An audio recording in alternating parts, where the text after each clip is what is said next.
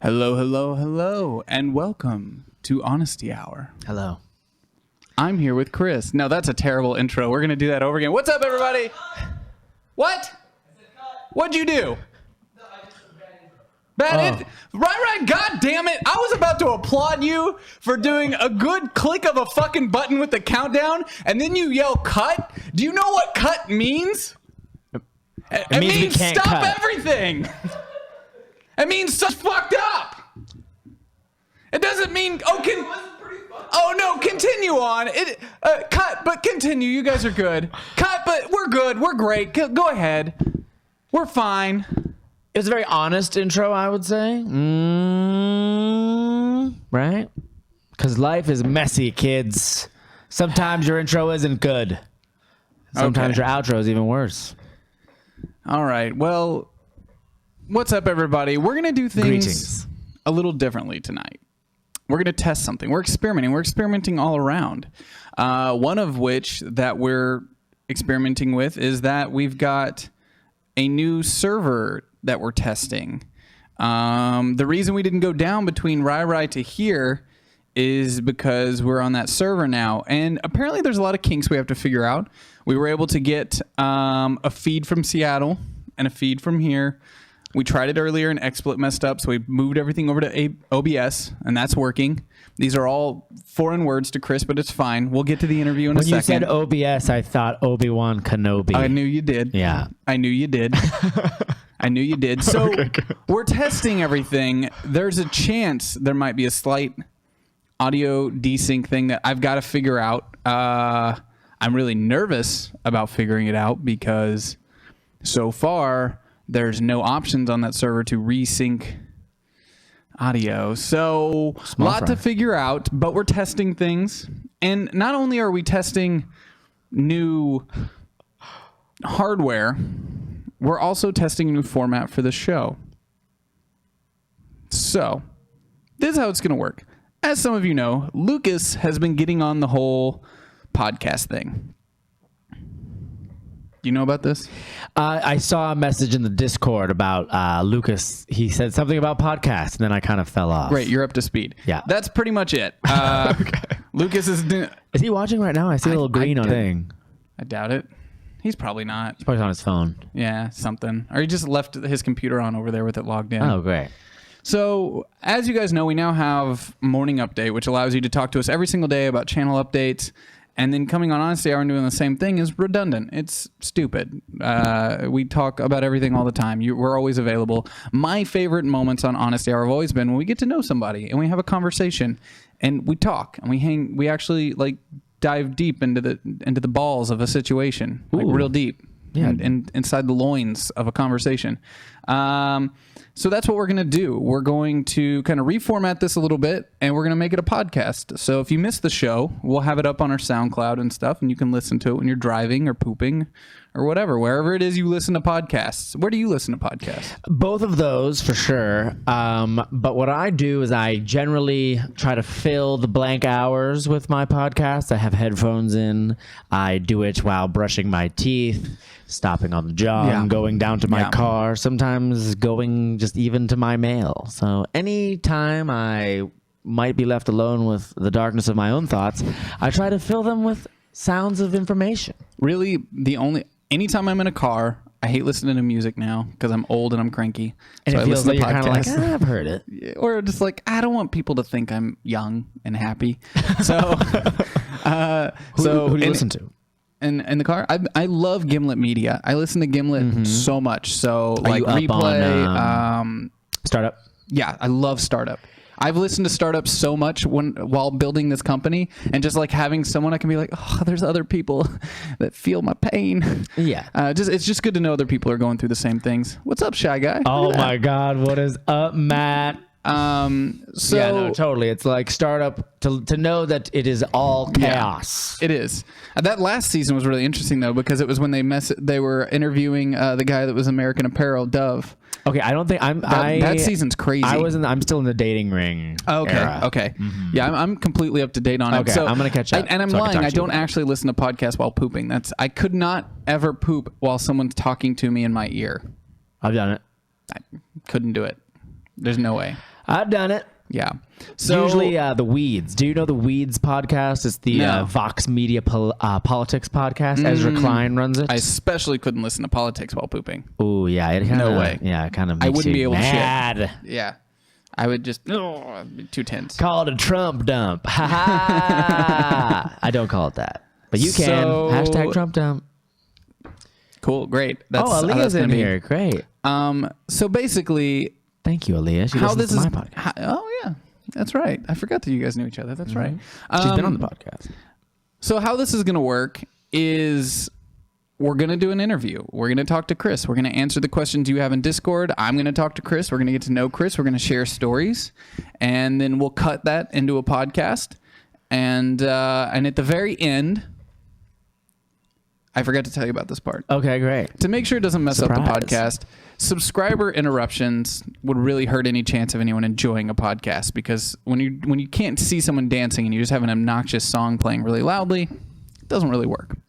Sounds like thumping. What we're going to do is at the very end of the show, we will dance to however many subscribers we had all at once. Great. So it could be 20 minutes of dancing. I could use it. I had a fat plate of nachos tonight, and they are sitting heavy. So maybe Yeah. I need to shake them off. It'll with be 20 all at minutes once of dancing. at the end of the show. So we'll call the podcast a cut, and then we will dance for your support. And then we dance. Not like that. Not like that. Okay. But Maybe thank a you for little that down. resubscribe, Stauffer. And I'll probably still call people out when they do so. And if people complain about that on the podcast, they can go fuck themselves. That's what I think about that. Thank you, Grifter, for that resubscribe. That's great. So, should we get into this? Should we do I this? would love nothing more. I mean, I Chris, would love something. I should Yes, probably Zach. do this before we start the podcast officially. Yes. So, you go by Amonte Ock. Amontillak. I'm not going to say it like that. And Bramante. Bramante. Amontillak is kind of like Bramante. Bramante? If you think Bramante. They Which both do you are fine. prefer? It's kind of like if you had to say it in the native Sicilian, it's kind of like just, it's like Bramante. Bramante. Bramante. Christopher Bramante. Just Bramante. Well, my grandfather was Fortunato Bramante. So Okay. Bramante, it's like a T. It's T. It's like T. My dad says T. I got used to Tay because of college. Bramante. Bramante. Bramante. I'm not going to do that. It's offensive. You can do whatever you want. What feels natural to you, Bramante or All right, Bramante? we'll get into the podcast. Let's put up a poll in the chat. Yeah. T or Tay? What should I do? There's a bug on that fucking lens of that camera. Holy shit, that freaked me out. I wondered what that was. I thought What the that, shit? I thought that for a moment. Oh, hey, That's Malika. some high quality mountain behind us. Hey. Jesus Christ. That bug. I thought it was like a weird, like fun extra thing that was No, being I didn't added to plan on make that. the I just screen put up a interesting. 4K video and Jesus. All right, let's do this podcast thing. Great. Why, hello everyone. It's time for Honesty Hour, and I'm here with my almost a friend, Chris Bramante. That was natural. Right? That felt good. Almost a friend was my favorite way I I've didn't ever even been pay attention to that addressed part. by- I didn't even pay attention to that How part. do you That go one by slipped. almost a friend, Chris. Thank you, Zach. I'm honored to hear you say After that. this, we'll be friends. Oh, lovely. Maybe we'll see. We'll Finally. put it to a vote. Okay, good. Yeah, Yeah. we'll see if they think that we became friends.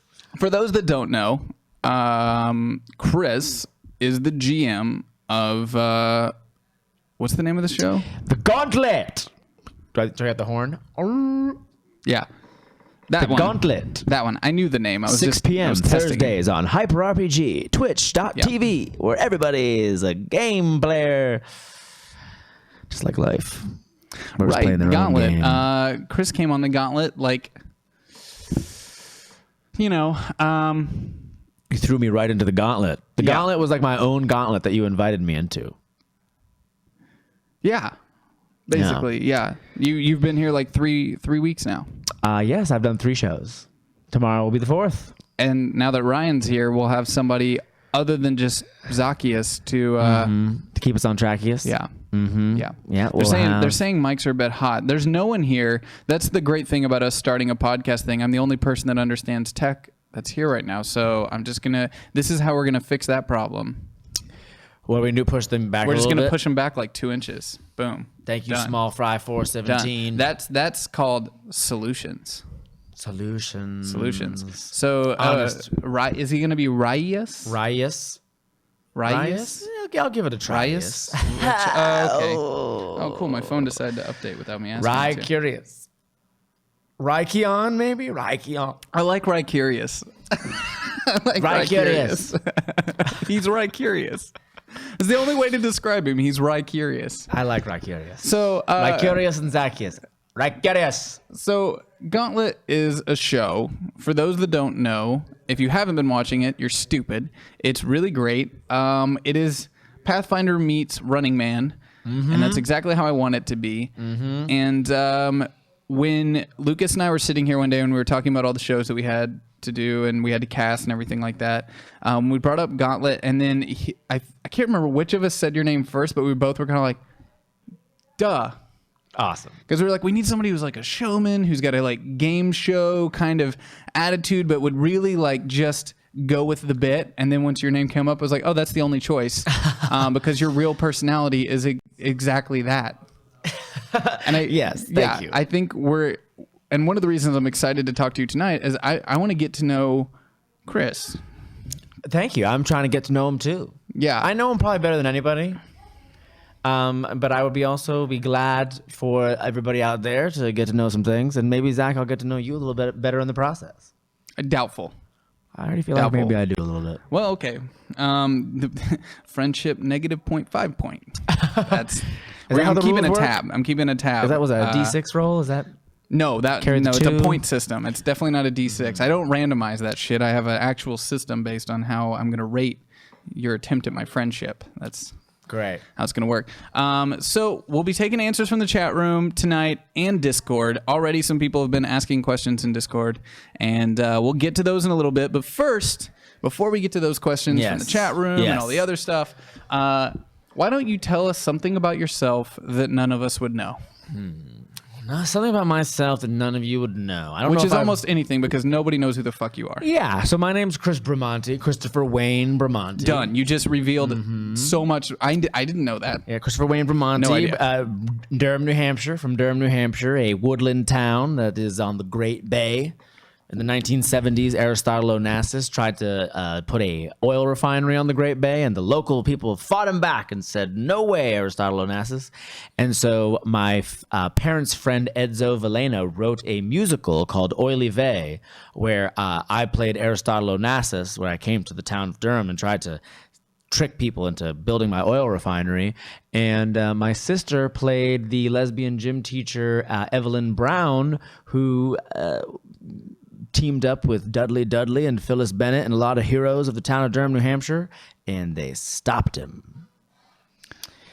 Interesting. Oy vey. Yeah, it's Oily Vey. It's Oily Vey. It's a play on Oy vey. Yep, you just spelled it perfectly, Green Eye. If you Google that, you'll find information about it. You might even see about the play Oily Vey. You might even see me as a young child. Who are listening in audio, they're go Google Oily Vey. I bet there's like an old article. It might have been pre-internet. I hope there's nothing on it at all. There's very possibly not. That you can find nothing. I would love that, because then you just wasted your time. It was like pre-internet. Pre-internet, Oily Vey. We're old men. We're I hope pre-internet. somebody goes to YouTube and like searches it and finds. Definitely not on YouTube. Finds like, you never know, man. You know, you might find like somebody who decided to upload their tape from 1989 or whatever. Well, gosh, no, it would have probably been like 1993 or 4. It was like it was like probably maybe even closer to the late 90s. Okay. And then we did a revival of it. And I remember specifically that it was 2001 because we were already promoting the show and rehearsing the show, and then 9/11 happened. And then one of the things that we used as a promotion for the show was sending out these like oil cans to people, and then like someone like, because it was 9/11 and everybody was crazy, because things have gotten so much better, right? The people like thought it was like some weird. People got scared. I see somebody Mal post in the chat room. Where were you 1974 40th anniversary oil refinery defeat? But that wouldn't have been the year you did it, because that would have been 2004. That's when it actually occurred. 1974, but that wouldn't have been your play. That was 2004. Yep. That's past you. But if that's when it came out, did they do this play every year? No, it's only been done twice. But I bet that whatever that article is definitely about it. and Aristotle Onassis was a lot of it was parody songs. Yeah. So my song was "If I Only Owned the Bay." If I only owned the bay. Mark C. L1 says, "Fuck, Bing even brings it. You can Bing it. Bang it. So apparently, it's a lot more popular. Every play I was in high school, in grade school, you cannot find. Well, I challenge you. Find Zach. Were you in plays? I don't buy that. I was. What? I was Jack in the trial of Jack and the Beanstalk. Oh, really? Yeah. The trial. It was like Jack a court case. It was like a trial. What? Yeah. I was in fourth grade. It was my first acting experience, kind of thing. Really? The trial of But Jack? we didn't have a drama club in high school. That was considered to be not satanic, not heterosexual enough for our school. Yes. Was it a big macho school? It's I don't know if macho is the right word. I think just Southern. Ha! Bam! I was gonna say Republican. So either way. Okay, great. Yeah. Sorry, you could throw those zings in there. That's fine. It's honest. Just kidding. Love the South. I do. I miss it. Oily Vey. Oh, here we go. Matilda or Malhidel. Oily Vey musical comedy. Yep, 2001. Beacon Hill Farm. Yeah, there you go. Yep. And we kept it our bay. That was the song my sister sang in the end. And we kept it my bay. A lot of good stuff. Okay. I don't want to unpack this any further. Let's move on to something. All right, let's move on to something else. So you guys, now you know about Oily Vey. Maybe I've told the chat about my punk rock band, the Mosh Potatoes, another New Hampshire classic Chris Bramante reference. This was you. How old were you? You were in a punk band at how old? 7th grade. So it was obviously incredibly filled with political angst. It actually was, but it was like social politics. Though we did have one intense political song called "Shackle Me." Okay. Wait, do you remember any of the lyrics from that? It was "Shackle me, bring me down, tell me why I shouldn't live." The Phantom was our hit song, though. The Phantom was a song that was just. Wait. Did you just say it was your hit song? Yeah, the Phantom was our hit song. Did you just say it was your hit song? It was our hit song. It was the song that people knew. Chris. The Phantom. It was our hit song. It was our hit at the Battle of the Bands at Oyster River High School. How many bands were in the Battle of the Bands? Probably 7 or 8. Okay. How large was your high school? I graduated with 175 kids. Not too many. I rest my case. Not a lot. Yeah, Big not hit. a lot. Big hit. Honestly, knew the Phantom. Mine was about 60 people. I'm surprised you weren't that much more than me, but you Those are both small. had bands and you had a drama club and shit. Was this a private high school? No. This was public? Public high school. No football team. We didn't have one either. Good. But you had shit like that? I wasn't in the drama club. It was I did the play. I did the musical every year. Oily Vey was a family friend groups situation, but I did the musical every year. I was never a part of the drama club. And then I wrote and directed a play my senior year called Red Rides, which was my take on Little Red Riding Hood. It was basically if she was Buffy. You wrote it. I wrote and directed Red Rides. Okay, let's get back to the your hit, the Phantom. The Phantom. It was a narrative. It was basically the novelization. You know, like a novelization of like a film. If you instead of doing a novelization of the Billy Zane in a 2-minute song because in a 2-minute song because it's punk, so it's it a was punk like song, 2 minutes max novelization. It was a 2-minute punkalization of the Billy Zane film, The Phantom, and. I just like described the plot. And I remember the chorus. It was like I remember like the way that it led in. It was like this like, and it was in the dark of night. He's everywhere. He's in your room. He's powerful and purple. He's the Phantom. And the crowd would go, the Phantom. And that was why it was our hit because the crowd of like 30, freshmen in high school. This is how I know you're good at the gauntlet. You can actually visualize these lies in your head.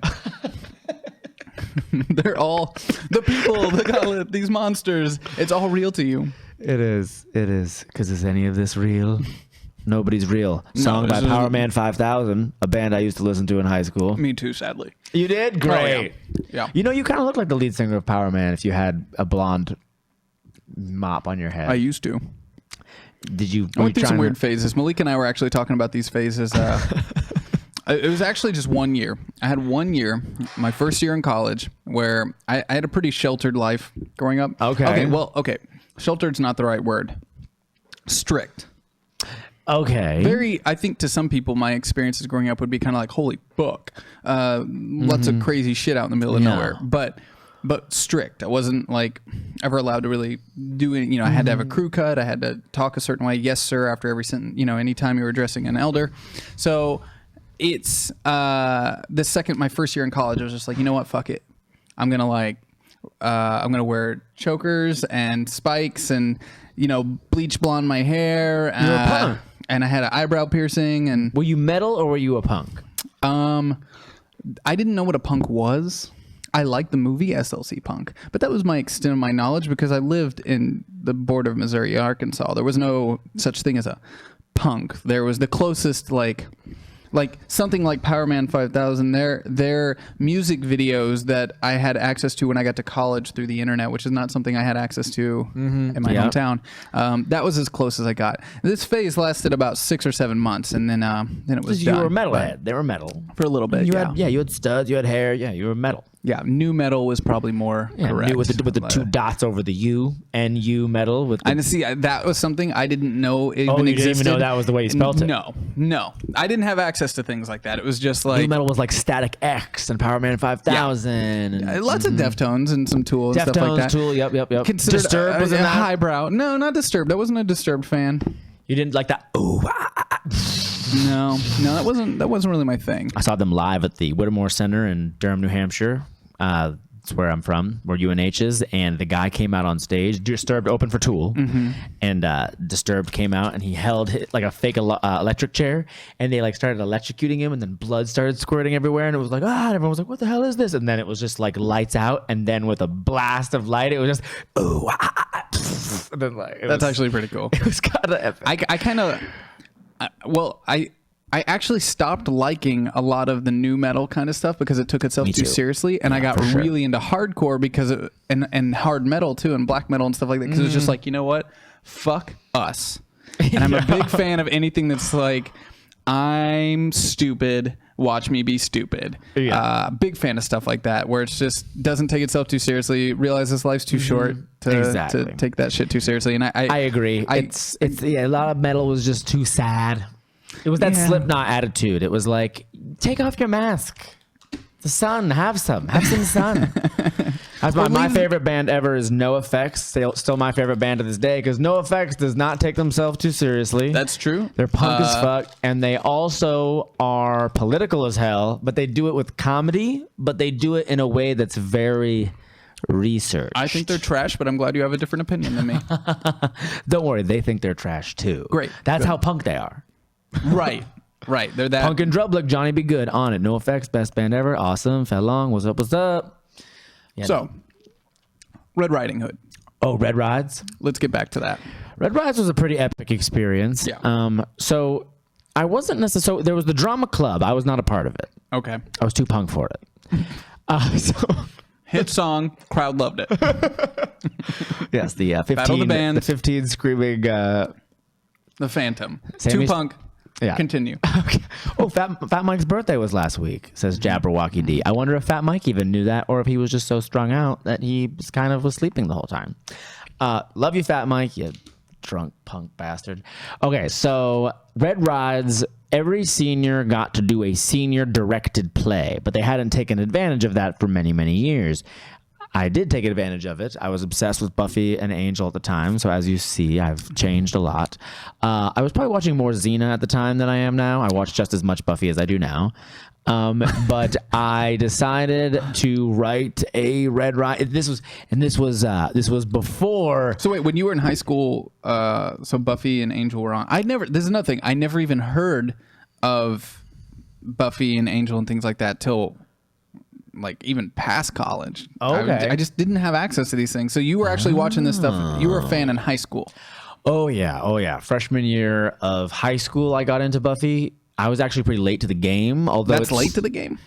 It was. I mean, it was already. Buffy was in season 6 by the time I started to get into it. I always forget. Like it was on when I was in high school, and just we didn't have those channels, so I didn't know it existed. It was Buffy and Angel were on at the time. My sister and my mom both watched it. I didn't watch it because I was like, that's for girls. I don't hate to interrupt you, but Shiny New Toys. Thank you for subscribing. But you go. Shiny New Toys. Thank you. Speaking of shiny new toys, I just got some shiny new toys from my friend Brandon Henskins. I'm not going to dive any deeper into that. Yeah, let's not find out more. All right, so there I am. So Red Rides, that's the important thing. So Red Rides was an original musical that followed a girl named Red Rides who found a dying dwarf named Twoodle. And Twoodle was trying to follow Twoodle was a dwarf, and the dwarves were the keepers of essentially Horcruxes. Honestly, it was kind of Horcruxes before Horcruxes were established. Okay. A evil lord named Vlamordia. It sounds like Voldemort. It's a total rip-off name, but it's different technically. Vlamordia had a skull that was like separated into all these pieces, and Red Rides came into conflict with his main sidekick, who was a wolf, who was the wolf. My friend Ricky Boswell played him. If you go look at Boz I Rockwell, yes, please Google him and add him Instagram. on Facebook. Add Boz on Instagram, or just Facebook. Search his real name now that we have it, and hit him up. Hit up Ricky Boswell. Let him know Chris says hi on the internet. Is Chris's mic too close? Yes, I pulled it away from him, and he just kind of got back into it. Is it too loud? Sometimes my voice is too. It's too low. Nice, Ricky the Wolf Boswell. That he would love to see that was being said. Yeah, that's right, Phelan. You heard it here first. J.K. Rowling was like, you know what? I heard about this play from the incredibly popular band, the Mashed Potatoes lead singer. They have a hit song called Phantom. And, The Phantom. The Phantom. As inspired by the Billy Zane film. She came into town, on a red eye one time, and just to see you play, sat in the audience alone and took notes and went back to overseas and wrote a semi-popular book. Exactly. It was called Casual Vacancy, and it was about a vacancy which was a little too casual for my tastes. Red Rides was awesome, and it was not the thing I liked about Red Rides was that it was the first thing I ever wrote and produced. I was 17 years old, and my buddy Kenton, he played Vladdle, who was kind of like her weird blue. He was kind of a combination of Niddler from Pirates of Darkwater and Gollum. But all of my best friends were in it. None of them were actors. And it was a very popular show. Were they in your band? The only person from my band let's describe popular for me. 400 people a night. Okay, that's actually pretty impressive. Yeah, 400 people a night. Yeah, that's pretty impressive. I mean, it was the thing that people saw. Yeah. In your town. That was just like, we're going to go see this thing. Yep, and I was even trolled by some Mormons. Wow. Mm-hmm. That's quite the accomplishment. And you were 17 at the time? Mm-hmm. Interesting. Yeah, I didn't accomplish anything at that age, for sure. Pirates of Darkwater was awesome. So I'm gonna take your word on how you describe your high school experience, which apparently you are the most popular of the counterculture kids in your school. I think that's a nice way to say it. Yeah, you were on the edge, but I was also friends with the kids that were in the college. It was a very small I was about to school. say you're still pretty vanilla, and you're like on the edge but vanilla, So yeah. you could ride that line. I think obviously extremely popular in your high school experience. Now we just got through that. Where did you have a college education? Yes, I went to. I didn't want to make assumptions. Yes, I went to. Good night, Mal Hidel. Mal's heading out. Mal, see you. Good night. Thank you for chiming in. Hope to see you at the Gauntlet. Yes. So I went to NYU Tisch. NYU, New York University. That sounds expensive. Yes. That's all I hear when you say that word is like expensive. It was, yeah. Damn. Yep, that's NYU for you. It was fun. It was pretty epic. Yeah. Yeah. And what do you mean by epic? You had the most popular band at the college? No, but I made some great friends. If anyone out there has ever seen Hufflepuff Puff Pass, which was my Harry Potter rap video recently, my college roommate Rich directed that. He's still one of my very best friends. I'm very close with all the kids that I still hung out with since basically week 1 of freshman year. Cool. Kaylee McGee, she runs Sunny Nook Drive. If you want to look up Sunny Nook Drive on Instagram, she would like that. Kaylee. What's her real name again? Kaylee McGee. Facebook. If you want to add her as a friend Add on her on Facebook, Facebook. let her know that Chris decided that you should know her full name and look her up on Facebook. Exactly. And Kitty Paws Send her one of those XOXO on Instagram. Send her one of those messages that's like if you're not her friend, she gets it like 6 months from now whenever she checks her other messages for the first time in 6 months. Mm-hmm. And in that Chris says hi. Yeah, Kaylee's super badass. Thank you, Aaliyah, for linking Hufflepuff Puff And Pass. thank you, Everybody Cupcake. share it if you can. Yeah, please do. And Share it if you thank you, can. Cupcake Therapy, for subscribing. That's now 2 songs we have to dance to once this, if you want to call it an interview, is over. 2 songs. Consider it that. I consider Yeah, it an interview. we're talking and building your way up the friend scale. I love it. Yeah. I think. Well, now you know. Now you got to hear the Phantom. You know, my buddy Sean McLean, he was in Red Rides. Oh no, and my bassist L Jones. And your bassist, L Jones. L Jones, who is a badass dude for sure. So is Sean McLean. And then All originally, these Facebook friends you guys just made. yeah, originally my the guitarist of the Mashed Potatoes, my close friend Sam, he was going to play the villain of Red Rides, which is a character I called Prince A-Hole. It was spelt EHOL, but the joke Because high school. EHOL, a-hole, but the joke was that he was an asshole. And so Sam didn't want to play the part. And so We're back to the high school play. yeah, so then Sean Okay. McLean took over the part and he totally rocked it. And then L Jones, the bassist of the Mashed Potatoes, he played a character called Chief Tawatasmek. And he was the leader of like this like indigenous group of rebels who helped Red Rides fight against Lamortia's forces. Anyway, next question, please.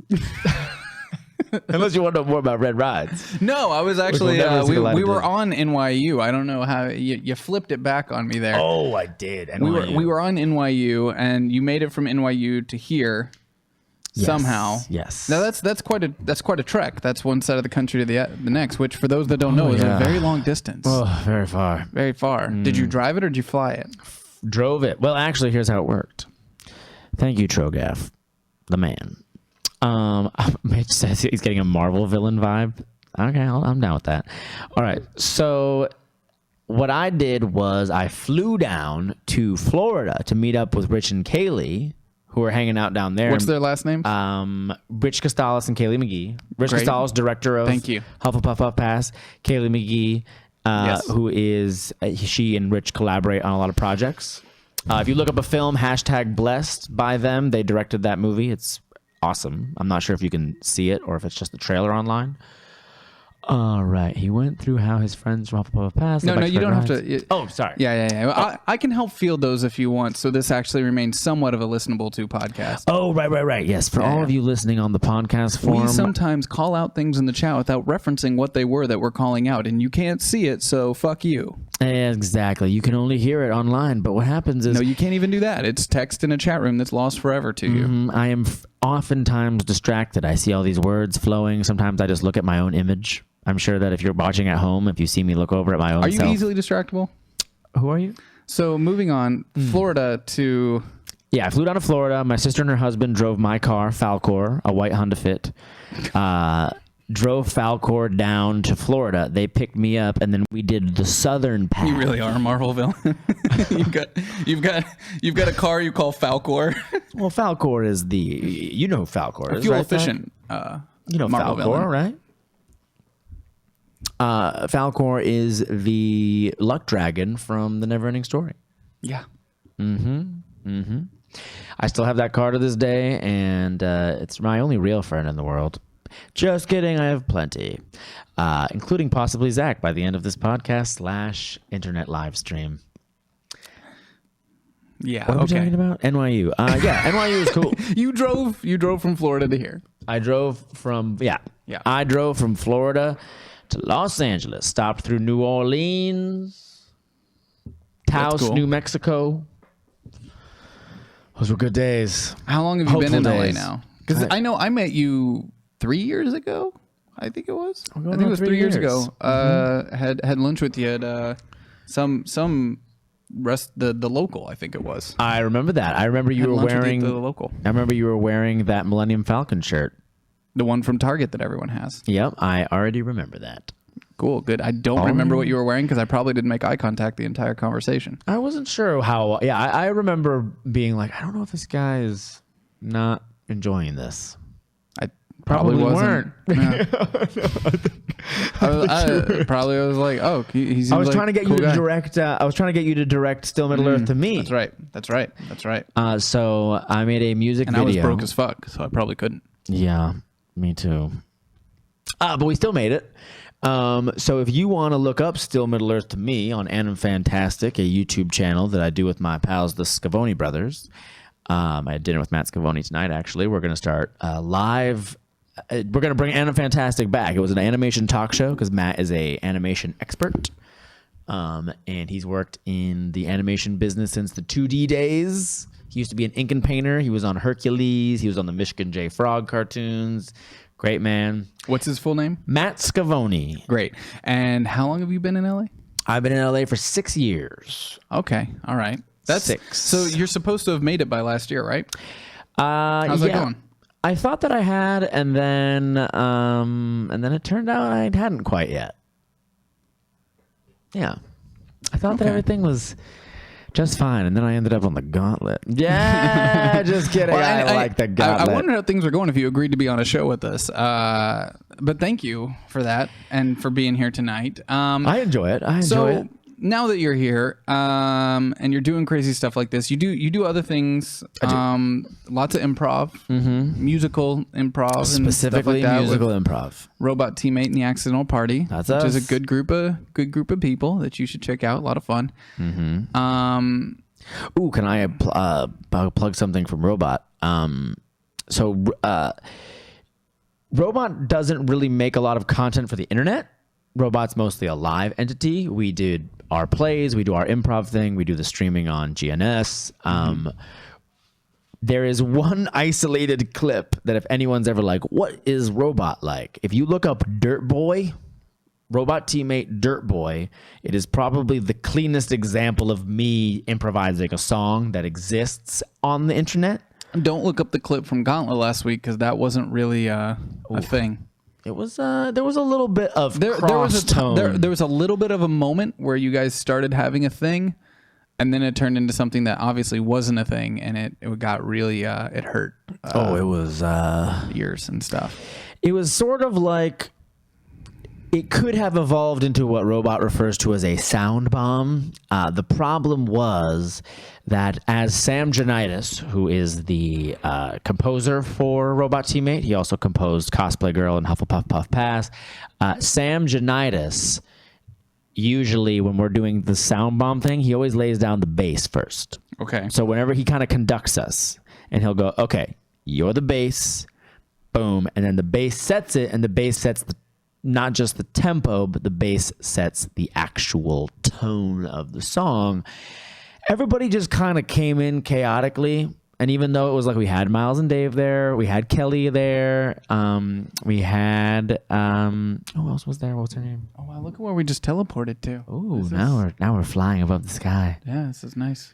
This is very nice. We all just kind of came in hard at once, and we didn't build a nice song. Came in hard at once and didn't build. No, it was you know what? But give us a shot again.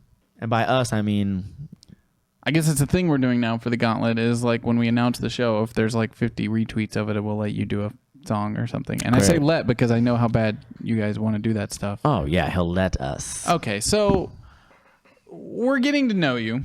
And I think we're going to start to get to know you a little bit more through some questions from the chat room. And we'll most likely and most definitely probably diverge from those questions into some sort of tangent. Love it. Or you will. Dreckfletch asks, Zach, if someone had told you 3 years ago that you would soon be the center of a cult of personality, what would you have said to them? I would say that that you're a liar, because I'm still not, or necessarily want to be. I definitely couldn't have predicted that I would be doing something like this 3 years ago. Really? Yeah, definitely not. Definitely not. Was that when we met? Yeah, was that before? That was around then. I was just doing production. I was producing commercials, directing commercials and stuff. Were you streaming in your house? Not at that time, no. Okay. No. I only heard about Twitch about 2.5 years ago. I heard about it from you guys. Yeah. When I was at a party at your house and Lucas was there and he was like drunk and shirtless. That's not surprising. That's a very Lucas thing to do. That's how I met him. Was that Comic-Con? Yeah, Binswe invited me over. Oh, yeah. Yeah. Binswe. Yeah. He hasn't been let inside yet. What's with that? We told him he couldn't, and so he just kind of sits outside and waits for us to let him in, but don't tell him the door's unlocked. Okay. We got to get Minsby on the gauntlet. Oh, if he can do it from outside. Dreckflesh also says, Chris, do you have your eye on any of the hyper folks to talk at the Sunnydale study group? Also, hello from I can't say that word. That implies New Hampshire, Winnipesaukee. Awesome, if that's true. I don't know if any of the hyper folks are Buffy people. I'd have to ask around. Yeah, if we could get the word out. I mean, Omar, who is my co-host along with Holland, Omar has been on the podcast because he is the podcast. Yeah. He is he's the guide of the podcast. I've seen them all, but I don't want to talk about them. Okay. You've seen all the what? All of Buffy and Angel, but I don't really want to talk about them. You know what? Your voice is in an episode of Sunnydale Study Group. Fuck, I forgot about that. That was from WonderCon, wasn't it? Yes, Omar was, and Hector's on that episode too. Great. Omar was going around and getting little clips of people asking what they thought about Buffy, and Zax was like, yeah, I'll talk about it. Yeah, Buffy the Vampire Slayer sucks, or like something like that. I can't remember something more eloquent and dismissive. Eloquent and dismissive, the Zach Eubank story. I write that down. Somebody write that down for me. Tweet that out. So yeah, I'm not sure if there's any big find fans. Out if you guys can find out and tweet at us. We would love that. I mean, we just started Angel as well, so now we're doing Buffy and Angel, so we have double the episodes to finish. Right. Gaika says, Chris, do you have any ideas for Gauntlet you are hoping to incorporate in the future? Oh, for sure. So we have the current gladiators. Some of them I'm more attached to than others. And so I am working to kind of hone in on their personalities a little bit more. Like I feel like I know who Calikius is. I like Bemis the No-Clops. There are some other character ideas that I haven't been able to do yet. And I said, whenever you, Zach, feel like we're ready to kind of cycle some new ones in. Give me a little bit. It took me a couple days to make those animations. That's what I figured. Let's do these guys a little bit more. Get their stories. Get their stories told. I am excited to weave in kind of what I perceive as the outside mythology a bit more as I get used to the show. Well, why don't you give people a little taste, because I don't know if they've gotten it from the show because you're terrible at staying on topic. So I'm going to make you do it here. Great. Tell us about this war that's going on. Okay, so in the land here, let me do you a favor again. Oh, you got to push it back? All right, does that sound good? All right, so thank you. Calikius the stickiest was said in chat. Thanks, Caltero. So, in the land of Deiros, as I call it, there is a coming war. Just like on the planet Earth, at one point, the land of Deiros was ruled by primitive, prehistoric monster creatures. In Earth, that was the dinosaurs, who were more and more seeming to be actually just kind of giant bird monsters. And there in the land of Deiros, there were a similar type of winged creature, and they are now gathering forces to take back Deros from what I call the two-leggers. The two-leggers are people like us who walk on two legs. So they have all rallied around a Sauron-type overlord who I call Krathicus Raktok. And Krathicus Raktok is gathering hordes of winged monsters to take back the land of Deros. And in order to do so, it's up to Amontillak, the Skullgiver, to gather the most powerful champions of the land. But in order to do so, they must prove themselves in the gauntlet. And who is the Night Boy? Narandin the Night Boy. We should learn more about Narandin the Night Boy. I was segueing. Here's what I was doing. I saw that question, and I was segueing into it in a natural way for people who might be listening. And then you took me segueing into it into a natural way, and then went, ooh. Ooh, something that will make this seem a little more confusing to those who are just listening to it?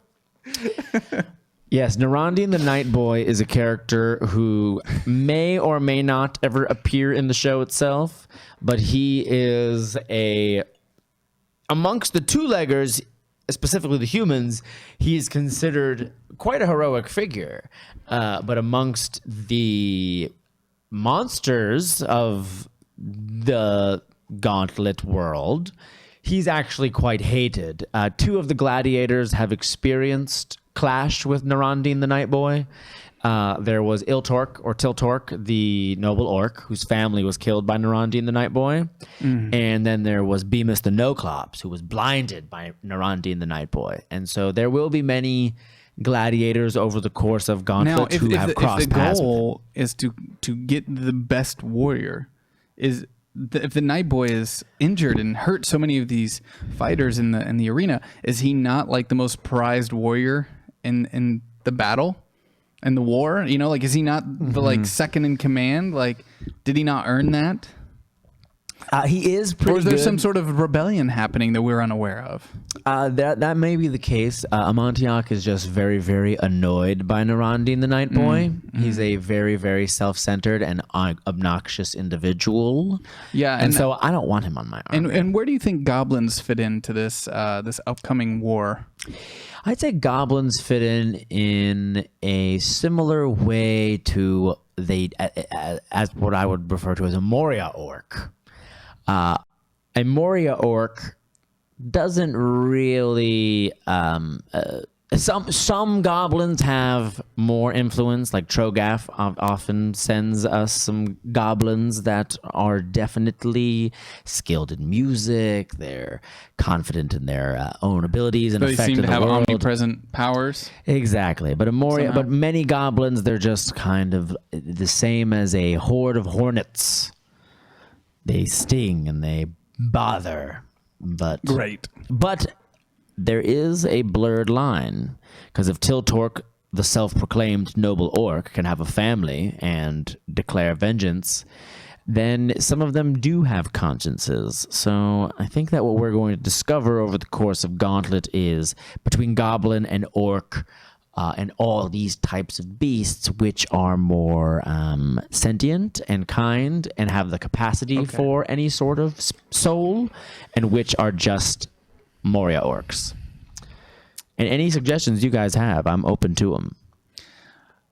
Well, I think we've learned enough, and we might come back to it later, hopefully not. So moving on to the next, Parvis Said Potent says in Discord, Chris, we've been told you seem to be a nexus for some crazy stories. Tell us some. I'm just going to interrupt that and basically say, please explain the picture you posted a week or two ago of our last president, Obama, standing next to your mother, correct? Yes. Oh, yeah. Can you shed some light on that? Because that's one of those things where all of us here were just like, oh, what the fuck? What is this shit? So, divulge, please. Yeah, it's my man Barack. Oh, get the fuck out. Yeah. Okay. So he knows your mom. Don't like best band, The Phantom. He's a huge fan of The Phantom. Oh, he loves The Phantom. Huge fan of The Phantom. So my mom was an old school Barack Obama fan.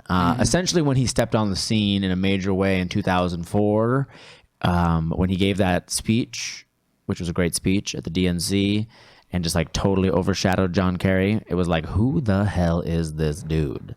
And so she became really interested in his career, started reading his books. And so what happened was she wrote him a letter saying that he should run for president. So I give her full credit.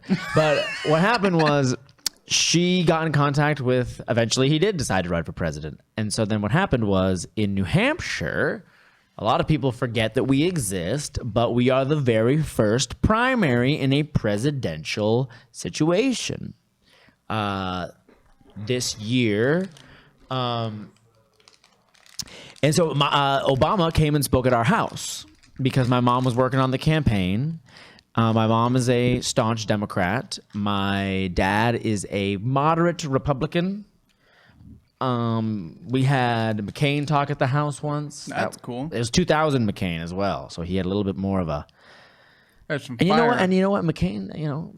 McCain's been. I've been proud of McCain. Yeah. In this year, McCain's. I've been, actually always liked McCain. Whether I agree with his policies or not, I like that dude sticks to his guns. He does stick to his guns, and He's got principles. He does have principles, and you can see it because he is a thorn in this new president's side, and he was a thorn in the last president's side too. He's a thorn. He's a thorny man, and that's all. So anyway, Obama spoke at my house. It was incredibly badass. So what happened was, it was me, my mom, my dad, a bunch of people were there. My uncle Joe, my sister Doria was there. My uncle Joe, the horse dentist, he was there. Pertinent to the story. Yes. Well, it's so Obama comes and we out. brought a horse to get its teeth worked on. That's why that was relevant to the story. He did. He did bring a horse. He's just a very Fascinating. intense dude to be with when you're first encountering Obama. Does he say, hello, I'm a horse dentist? No, he goes, 'Cause Senator. that's how you just introduced him. Yeah, he goes, Senator, I will decorate the state with these signs. And he had a sign that said, end period for Obama. And it was kind of unclear that it meant independence for Obama, but that's what it meant. And so he's like, Senator, I will decorate the state. And my mom says, and then Obama says, well, now Joe knows how to do it. And we were all like, nice. And so we take a picture with him. There's one picture. There's a bunch of pictures of my mom and Obama because she introduced him. And it was a very awesome introduction that she gave. And he spoke in front of our fireplace, which is above our fireplace. There is a framed painting that is of 1968 comeback Elvis. My dad is obsessed with Elvis.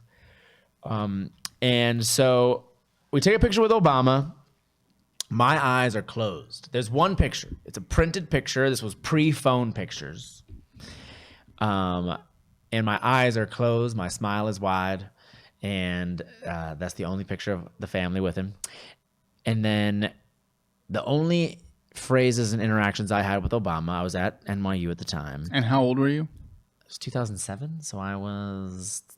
Maybe it wasn't before phone pictures. It was before they were obvious. It was like pre-Instagram. Yeah. It was like Facebook was kind of new. Yeah. I was, I don't know, 19, 20. Damn. Something Okay. like that. And so he says, I let him know I'm studying dramatic writing at NYU. And Obama says, so when you're taking over Broadway? And then he like smiles at me and then like shakes my hand and then moves on and like says something charming to the next person, and then so my mom introduced him. It was super great. She said this whole thing about like, I've had a dream of a president that represents our diversity and our kindness and our, and our resolve. And then she said, and this is the face that I see in that dream. And like she said it in this like very clean, better way than I could say it. And then Obama spoke, and it was cool. Sweet. There's your fucking story. And then she's met him a bunch of times, but we're not really homies with him anymore, besides the fact that he is still someone I hold in very high regard. And if you don't hold him in high regard, I suggest you look into him a little bit more. Because he's actually incredibly intelligent and kind-hearted. Okie dokie. I'll take your word for it because I have not met him. Great. Yeah, so that was that. So, Savage Punch says in Discord, Zach, let's start some beef. Do you believe Iffy's claim that, strength to strength, he can take on a teen gorilla? Can you look into the camera and narrate how it would play out, strength to strength? What animals can you and Chris take on? Wow, this is going to lead to a fascinating discussion. Well, strength to strength, iffy. You cannot, definitely not, please don't take on a gorilla or a chimpanzee or even a small monkey. Just strength to strength. How about we not? How about we not? As far as animals, I could take on maybe a chipmunk. I can barely handle kaiju. I don't think... Kaiju is intense. He's intense. Kaiju bites. Me. You. There's like three people. You, Cameron, and... He bit Dave, but he was just trying to save us from Dave. Oh, yeah. Yeah, you, Cameron, and Gil... Gil from The Simpsons? Ramirez. No, old Gil. He hates Gil. Gil showed up one day with a mask on, and since then, he's decided that he hates Gil. He met Gil once, and he was fine with him. But then Gil came by another time, and he had a mask on, and Kaiju decided, no, fuck you. You are not allowed in my house. Doesn't matter if you take the mask off. You're not allowed in my fucking house. And we've never seen him actually, like, have his hair stand up. Like, he nips at people, like, for fun. He gets excited. That's what he usually does. But with Gil, he actually is like, hairs up, and he's like, no, get the fuck out. I don't like your face. Damn. You're out. So, nobody else, just Gil. Just Gil. It's quite funny. I think it's pretty funny. What about you? Any animals you think you could take on in a fight, strength to strength? No, I'm pretty peaceful. I don't even like play shoot games. I never have. Like I didn't even play GoldenEye as a kid. Well, that's definitely the determining factor on whether or not you could beat up an animal. I mean, I bet that I could defend myself against certain animals, but I wouldn't want to. I would say that if my life was being threatened, I would do everything I could to survive, as I think most of us would. But I do not delight nor fantasize in the idea of fighting. Okay, you took that a lot more real than we thought you would, Chris. It's honesty hour. The Sir Bubbles says, Chris, tell us an embarrassing story about yourself that isn't repeating any of the things you've told me in the last couple hours. Okay, so none of the stories about your band being popular. Okay. Okay, there's a few. The first one that comes to mind quick is I asked Kate Beckinsale a question at a Comic-Con once. Go on. And so I was a younger man. Were you able to form sentences? They're not really. It's out there somewhere. The clip of me talking to Kate Beckinsale is on the internet. I don't know if it's on Random Fantastic. It was during it wasn't during an Underworld panel. It was during like White Noise or like it was a panel. It was a panel. So you weren't even like face to face. Oh no. So this, when you said I asked Kate Beckinsale a question, the first thing any reasonable person would think is you were having a conversation or you walked into her on the floor. No, this was a panel. This is a panel. There's 100 yards between you and this individual. Yeah, I was in the line to ask questions. I've asked a lot of questions at Comic-Con. I've been to Comic-Con for probably the past like 12, 13 years. Usually it's me asking, I've talked to David Boreanaz a lot. There became sort of a recurring bit where I would be the person at the Bones panel asking David Boreanaz if he'd ever play Angel again, to the point where like I think he started to recognize that I'm sure he didn't, but I would be like, so when's the Angel coming back? And then everybody cheers. And then they're like, wait, didn't that guy ask that like the last 3 years? And I was like, now we're just cheering because we feel sad for him. Mm-hmm, exactly. And they keep clapping because this is sad. There's a very weird version of it. It's on. You can find it out there. I've asked Whedon a lot of questions. So no, go back to Beckinsale. So what'd you ask her? So I was trying to ask her, would you do another Underworld? Which at the time seemed like something I really wanted. And I think a new Underworld movie just came out and I didn't even see it because as it turns out, they're actually not that good. Correct. But I loved them. I loved Underworld 1. Yeah. It was enjoyable despite its flaws. Yeah. She was cool. I liked the way that the lichen transformations into everything werewolves was blue. Very blue. Very blue. Dabba dee, dabba die. Who needs lighting? Just make it blue, underlight it. Exactly. And I mean, the first one, was kind of great. It deserves some praise because it was a very low budget film. Was it? Yes, it was definitely an indie film. It was not expected to do as well as it did. And it was a blockbuster hit. I wouldn't call it a blockbuster hit. Well, it was you an might action film that remember got it. 3 sequels. Correct. But it was a low-budget film. They didn't have the biggest budget in the world to do a lot of the effects. So the first one had a lot of practical in it. So it was interesting. It was. And those lichens look awesome. You got Kevin Grievo, who writes a lot of comic books. You know that guy? He has that crazy voice. He's got that like voice. So what's the damn question? So you had to get your questions screened by the Comic-Con microphone Nazis. And I didn't want to seem like I wasn't going to ask about the lame movie that she just advertised. I think it was it wasn't an Underworld panel. It was a panel for something called like White Snow or like, I don't know, some piece of crap. Are you talking about fucking Snow Angels? I don't think so. Are you talking about one of the best movies she's ever been in? With Sam Rockwell? It had the word white in the title.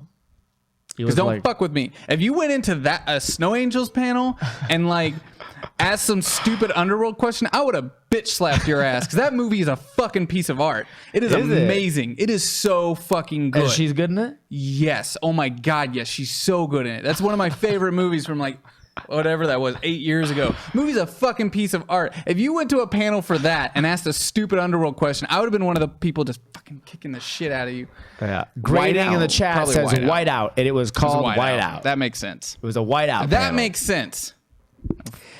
So I just went up and I just started kind of babble talking. I was like, now you and your movies have a lot of action, but I can't even begin to represent how incoherent the sentence flow was. But it was in front of 5,000 people on the big screen. And you were just, why did you, if you ask questions all the time, why did you, what happened? It was early in my question asking career. The Kate Beckinsale event was definitely a shaping experience in my Comic-Con line question asking career. Did you start writing them down? Sorry. Did you start rehearsing them in the bathroom before? No, I think I just got more entertained by my own self. So I would think it was funny when I would ask questions to people. So by becoming more confident in that what I would say was interesting. You just needed some confidence. I did. I just needed some confidence. No, this was supposed to be an embarrassing story. Was it not? Not really. You just, in front of 5,000 people, look like an idiot. That's kind of embarrassing, right? I mean, I don't know. I'm sure the amount of people that have seen you doing Twitch is about that. Right. So what's the difference? Oh, what's up, Kaiju? Shit, there's a monster here. Oh.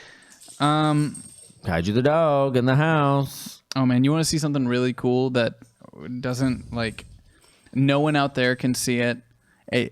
No one listening to a podcast will even know what the hell I'm showing you, but it's cool and I want to show you.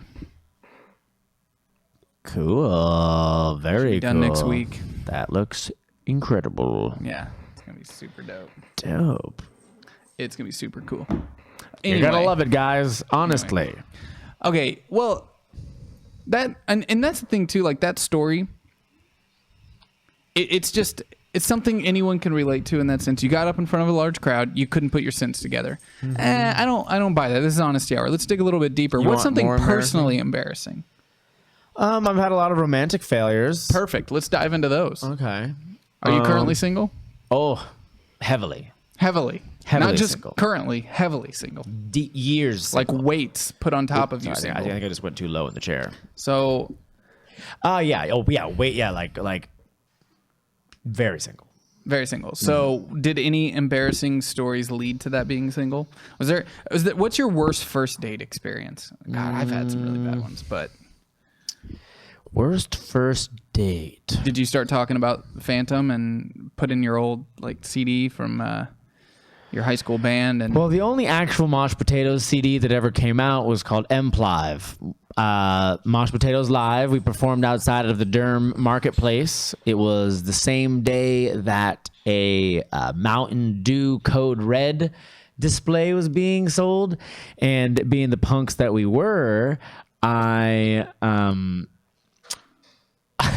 I like started kind of like railing on these Mountain Dew Code Red people, and I was like, you remember when Cookie Crisp used to have all these different kinds of flavors, but then they decided to just make the chocolate version, and then you couldn't get normal non-chocolate Cookie Crisp? Well, that's going to be like this, and one day you won't be able to drink normal Mountain Dew.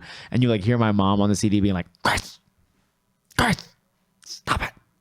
Because I'm like being a total inappropriate person, slamming this poor person trying to sell It's not them even Mountain Dew. inappropriate. It's just stupid. Oh, yeah, the mashed potato. I mean, you had to stand up against something. Yeah. And against Code Red. And anyway, as a punk. as a punk Again, in eighth grade. I was in a punk band in 8th grade. It was really popular. Phantom. You should check it out. I once rallied against Code Red.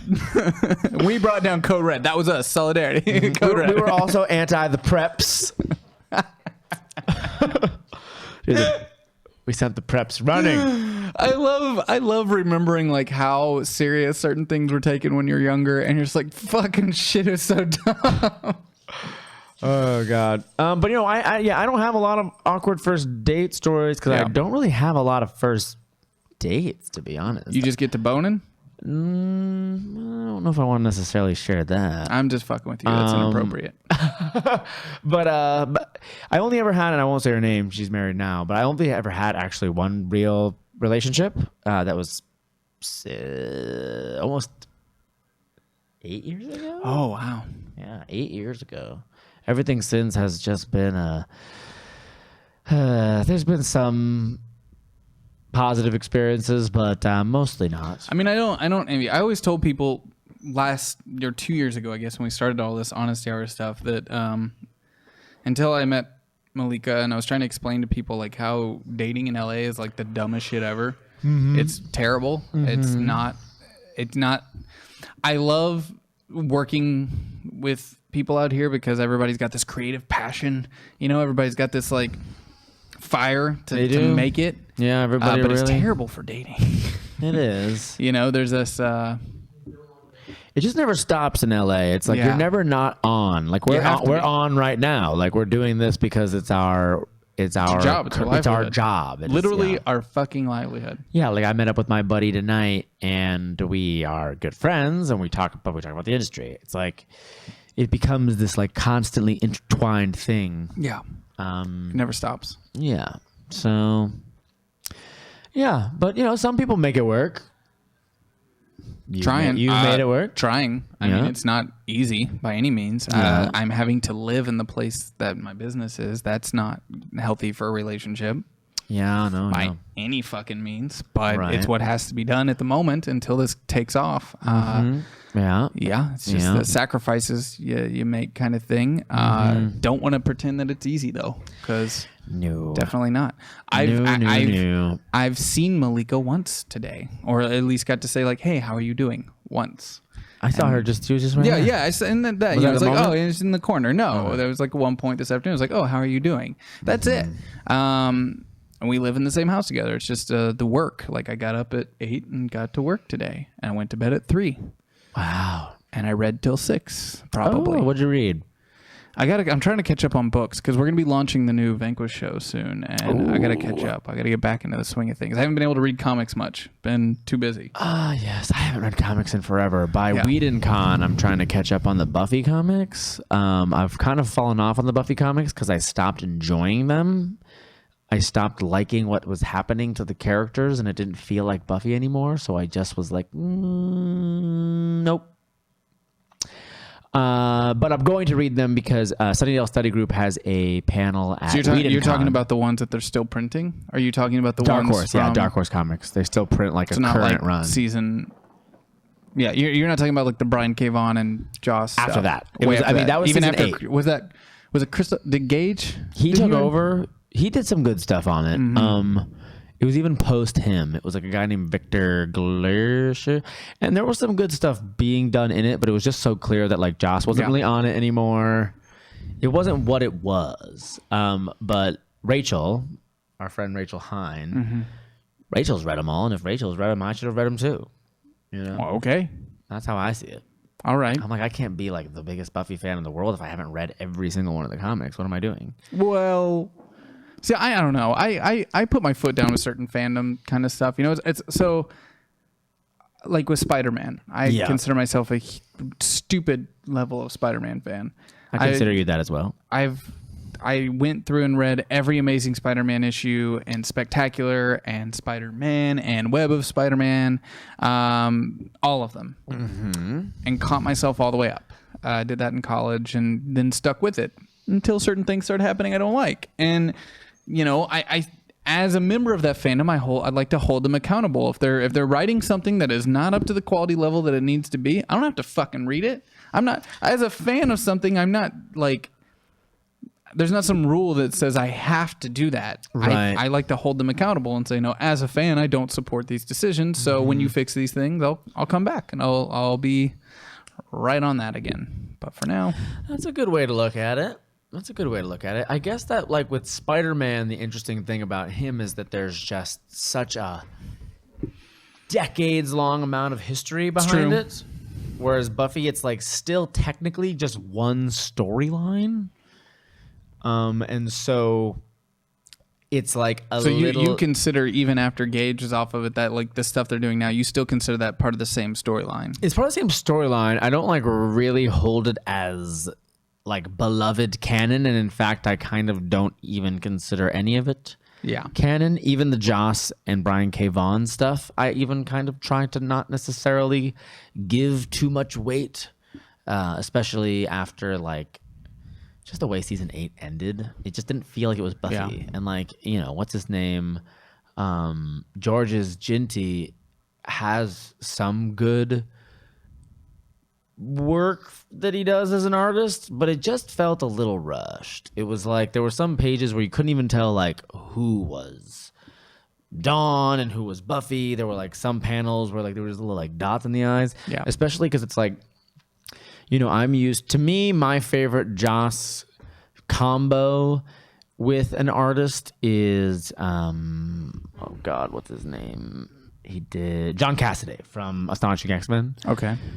So I love the artwork that John Cassaday does in Astonishing X-Men, and I know that Joss and John Cassaday are returning for a Captain America arc coming up, and the art that Joe Chen was doing on the Buffy covers to the art that was happening on the inside. And again, I don't want to put out negativity on a talented person, but in terms of my particular tastes, it felt like it took away from it significantly. And so it was hard for me to love it. Also, I feel like the gap between Angel season 5 and what happened all the way through the comics was entirely unclear. And like I was like so crushed when Angel was canceled that I used to like pray that I would dream what happened next. That's kind of embarrassing, right? And so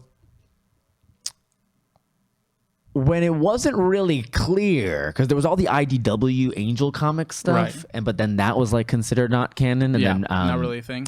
And what's his name? Brian Willingham. He did Fables. So he wrote a bunch of the IDW Buffy stuff or Angel stuff, and he kind of took it in his own direction. And then when Joss came on and took over in the comics, and then Angel was getting brought back into the Dark Horse universe, there was like this beef between them, and it was like unclear whether that stuff was canon or not. So it, like eventually I was just like, you know what? None of it's canon.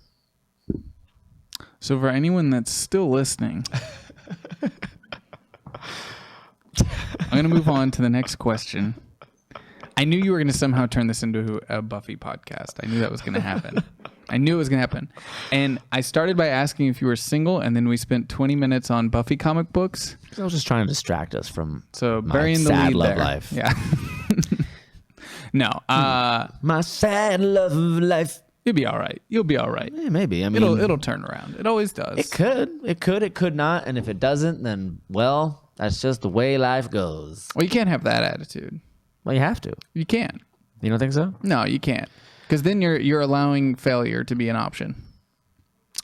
Sometimes sometimes it's not just an option. It's just what happens. I don't agree with that. I think I agree that it's difficult, and it's rightfully so in a way that it should be bitched about and complained about. But to accept that maybe it never will work out, I call bullshit on that. Because then if you set yourself up for that kind of scenario, then I hate even saying this out loud because it's going to start some sort of argument somewhere, but whatever.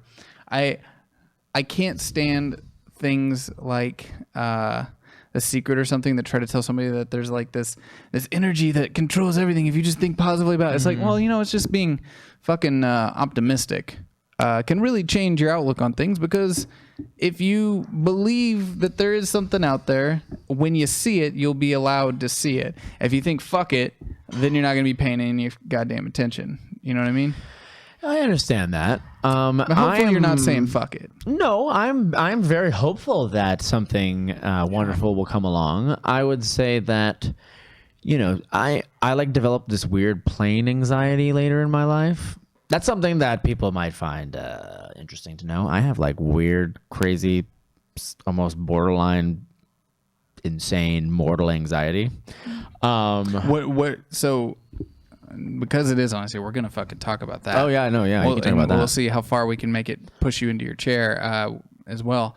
How, when you say like borderline crippling anxiety, is it an anxiety that comes from life, performing, like what? Fear of death. Okay, I'm 100% on board with you on that one. Right there with you. Yeah. Fear of death. I think about my death multiple times a day. Yeah, not because I want it to not happen. It's not like I'm like, oh, death, I like it. I'm like, oh God. It's it's like the Hamilton. I imagine death so much it feels more like a memory. I probably dreamed my death over like 100 times. I'm right there with you. I developed a weird later in life fear of things. Like one time I was like doing weird things to food in my refrigerator, and my roommate was like, my favorite part of the day where Bramante wonders if food will kill him. One time I thought I like swallowed bugs. I was like sleeping in Kaylee's garage on a couch, and I like drank a cup of water, and then like something burned in my throat, and I thought it was bugs, and I like called my mom, and it was like 4:30 in the morning her time, and I was like, Mom, I think I swallowed some bugs. And she was like, you're crazy. And then I talked to her the next day, and I was like getting a smoothie, and she was like, I hope there's no bugs in your smoothie. Just if my brain or my blood does something weird or odd, I'm like, what's that? What's that? Is this the moment it happens? I feel you. That's my biggest anxiety as well. I don't believe in the afterlife. I'm not an outspoken atheist, but I'm known to be an atheist, whatever that means. You're an atheist? I guess. So you I don't like putting labels on. You're an agnostic. I wouldn't say that. I definitely don't believe in God or any act thereof. I also do not believe in God. I believe in a. I think that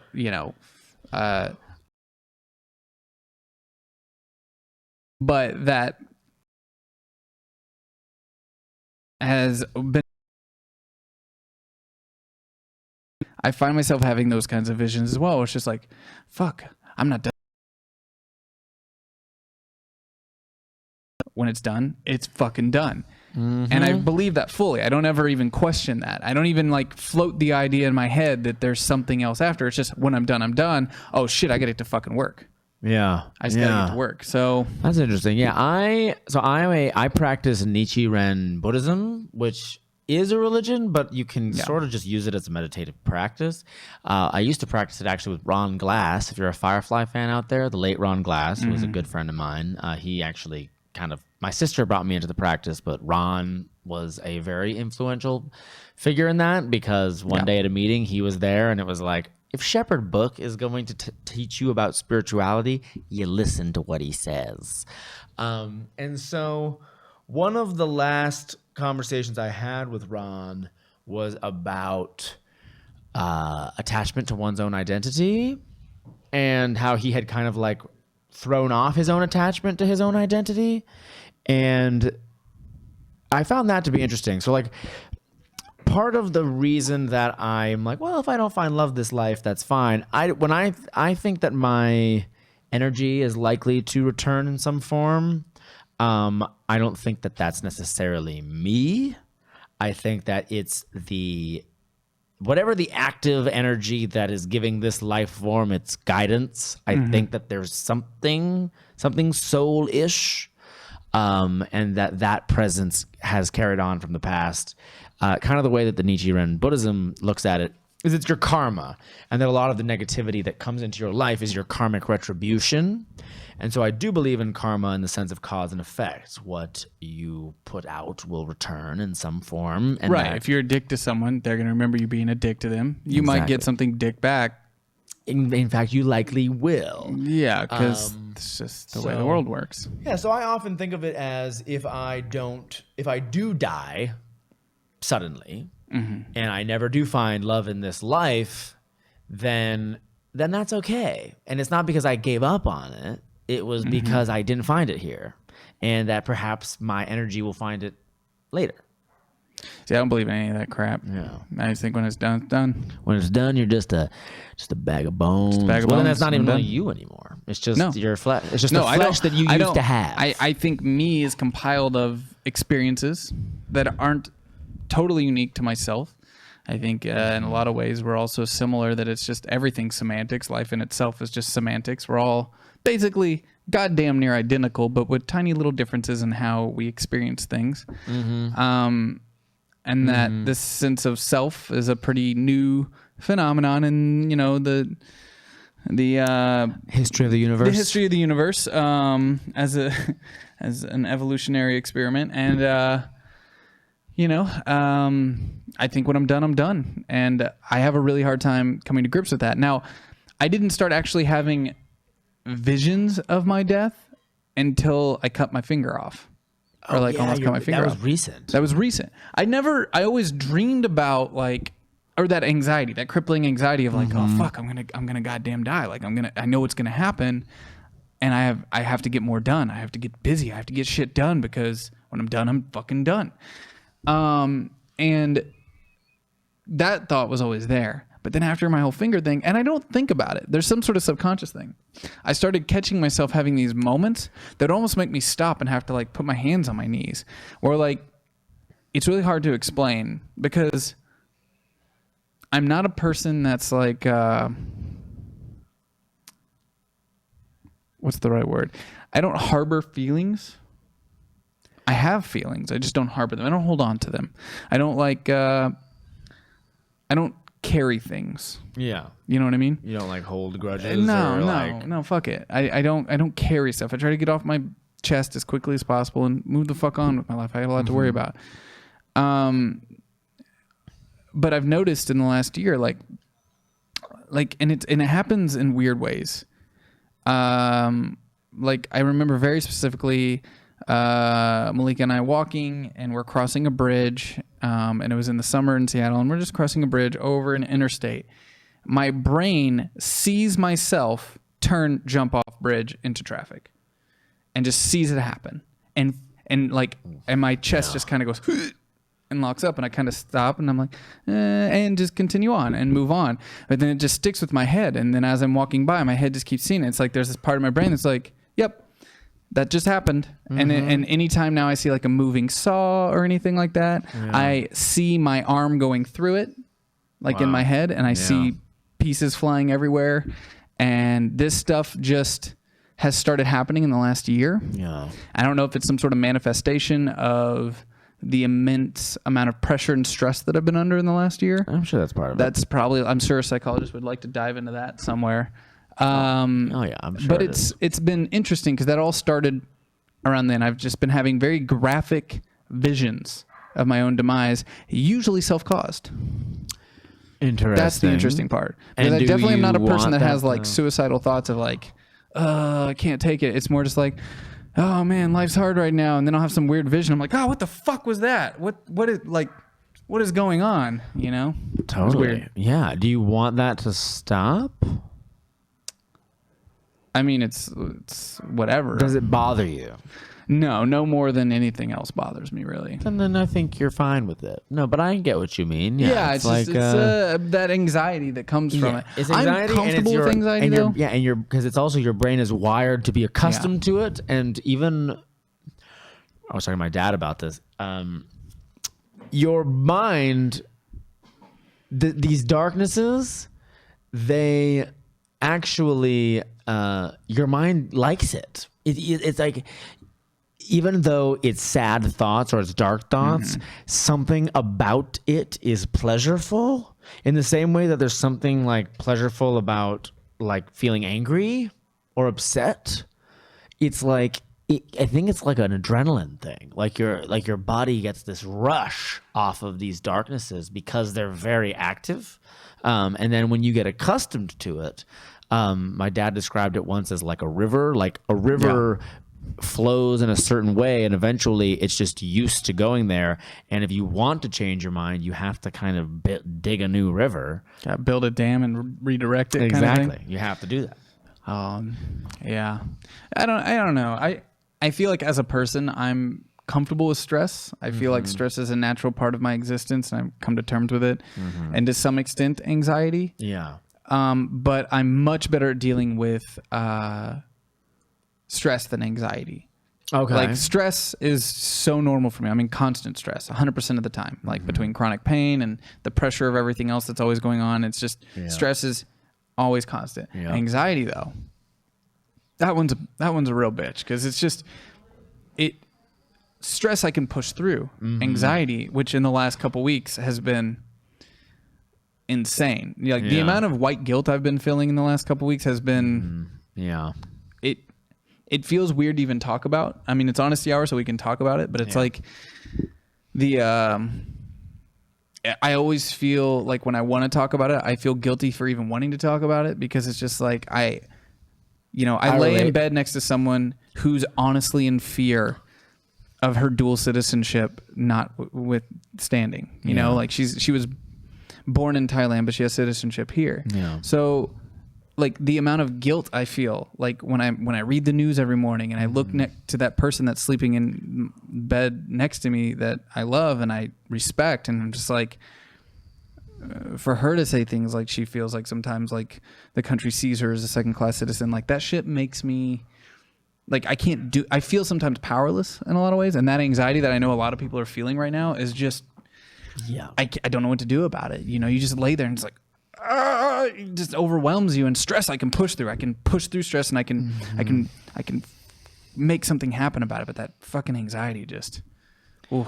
No, I absolutely know what you mean. Yeah, because I think it's like, you know, the world is feeling it right now, and there's different layers of it. But everybody, to an extent, is getting hit by a societal anxiety that I think is going to hang out for a little while. Yeah.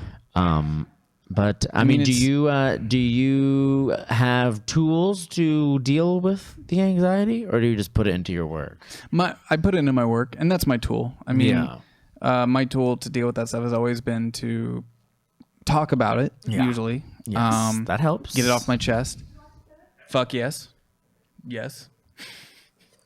Hey, boom, spaghetti squash. Awesome. Oh my god, is this homemade pesto? Fucking shit. Pistachio and carrot tops. You guys, look at these two. Come say hi. Well, okay, we're just talking about you. Really? Uh-huh. Did I hear that you're Nichiren? Yeah. Oh my gosh, like Namyo Rengekyo? Yeah. No way, that's what I do too. You do that? We haven't been to the same group, and we live in the same town. Oh, we gotta do it. So all right. You never. Oh my God, please. Yeah. It's okay. Okay. We're of the same religion, not Zach and I. This guy. Awesome. I didn't. I could have. Oh, all right. Chance Namyo Rengekyo. Yeah, Namyo Rengekyo. Oh my God. What the fuck you're talking about? Okay, I have a question. Yeah. Do you feel like that group is kind of cult-like? Oh, absolutely. Yeah, I that's why I don't like identify as Nichiren Buddhist like on like Facebook, and I was born into Theravada Buddhism, but I've definitely like have a lot of friends and have definitely gone to those groups, but I'm like, oh, this is the sect of Buddhism that is most cult-like. You think so?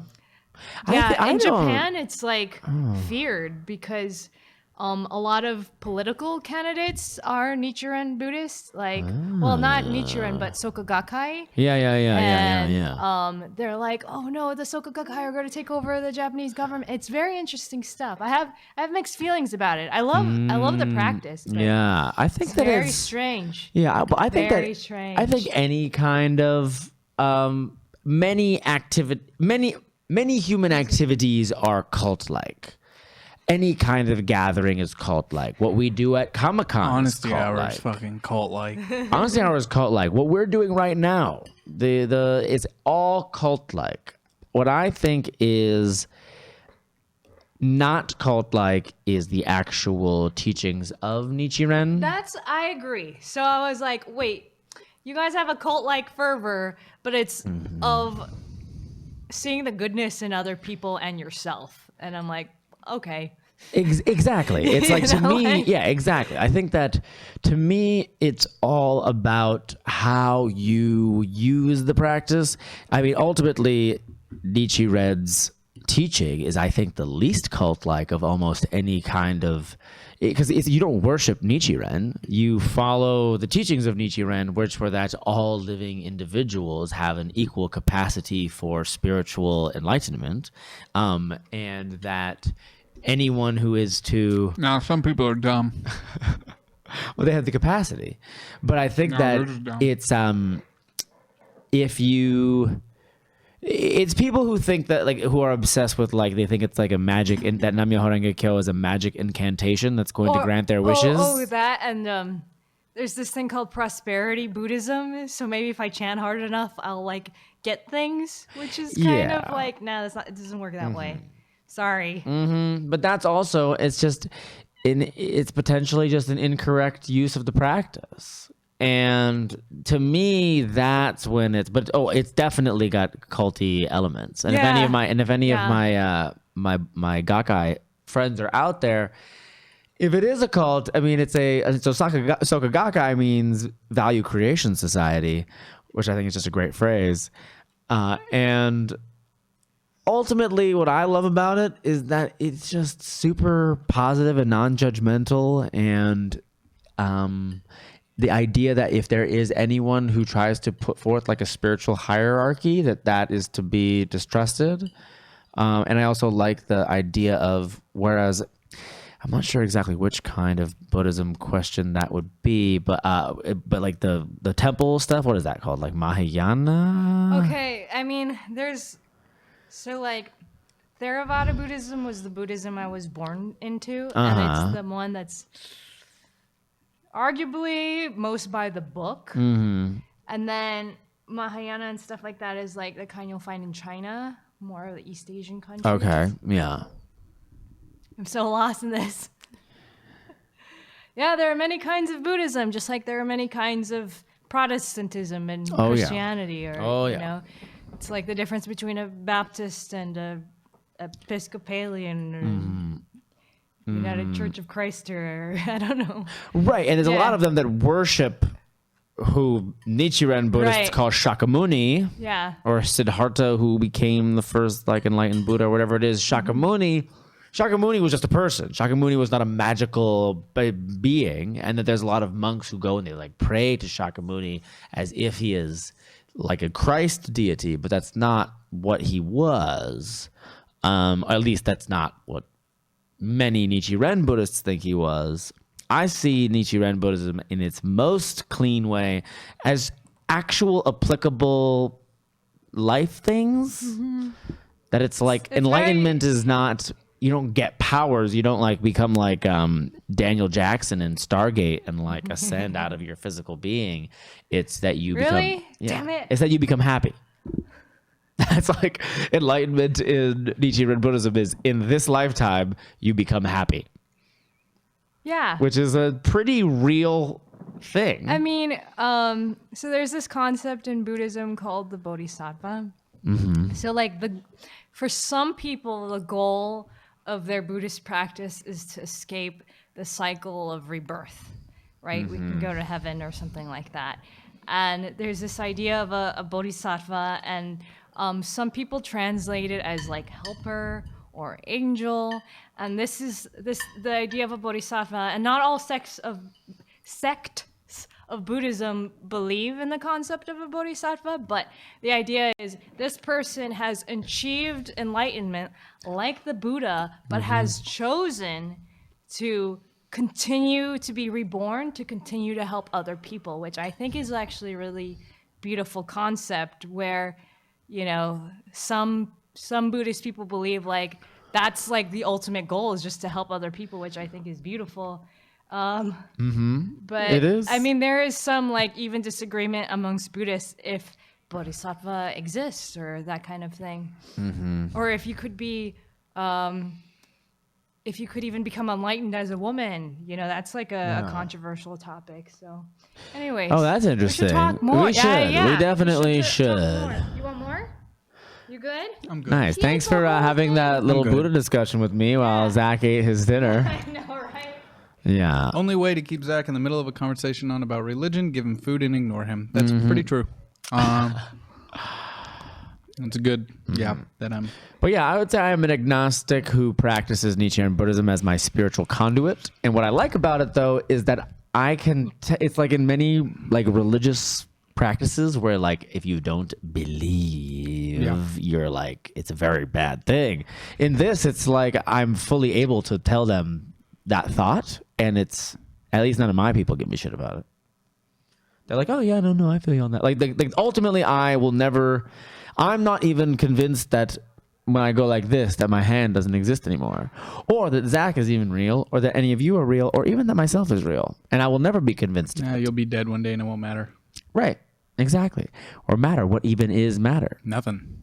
It's whatever you want it to be. What is the mind? No matter. And there's What a is social matter? construct Never mind. of it. And whether or not you want to be a part of society, you better stick to the matter. Because if you don't, you won't be accepted. And that's what really scares us all. Isn't necessarily doing something bad. It's what others will think about us doing that thing that's bad. And whether or not they'll still accept us. Exactly. But anxiety, though. Yeah. And the Sir Bubbles in the chat said has a similar experience with being an agnostic who practices Buddhism. So what's up? I'm with you. I have the experience of an atheist that I don't really think about shit ever. Except for, I'm going to die one day. That's about it. I mean, I went through a phase.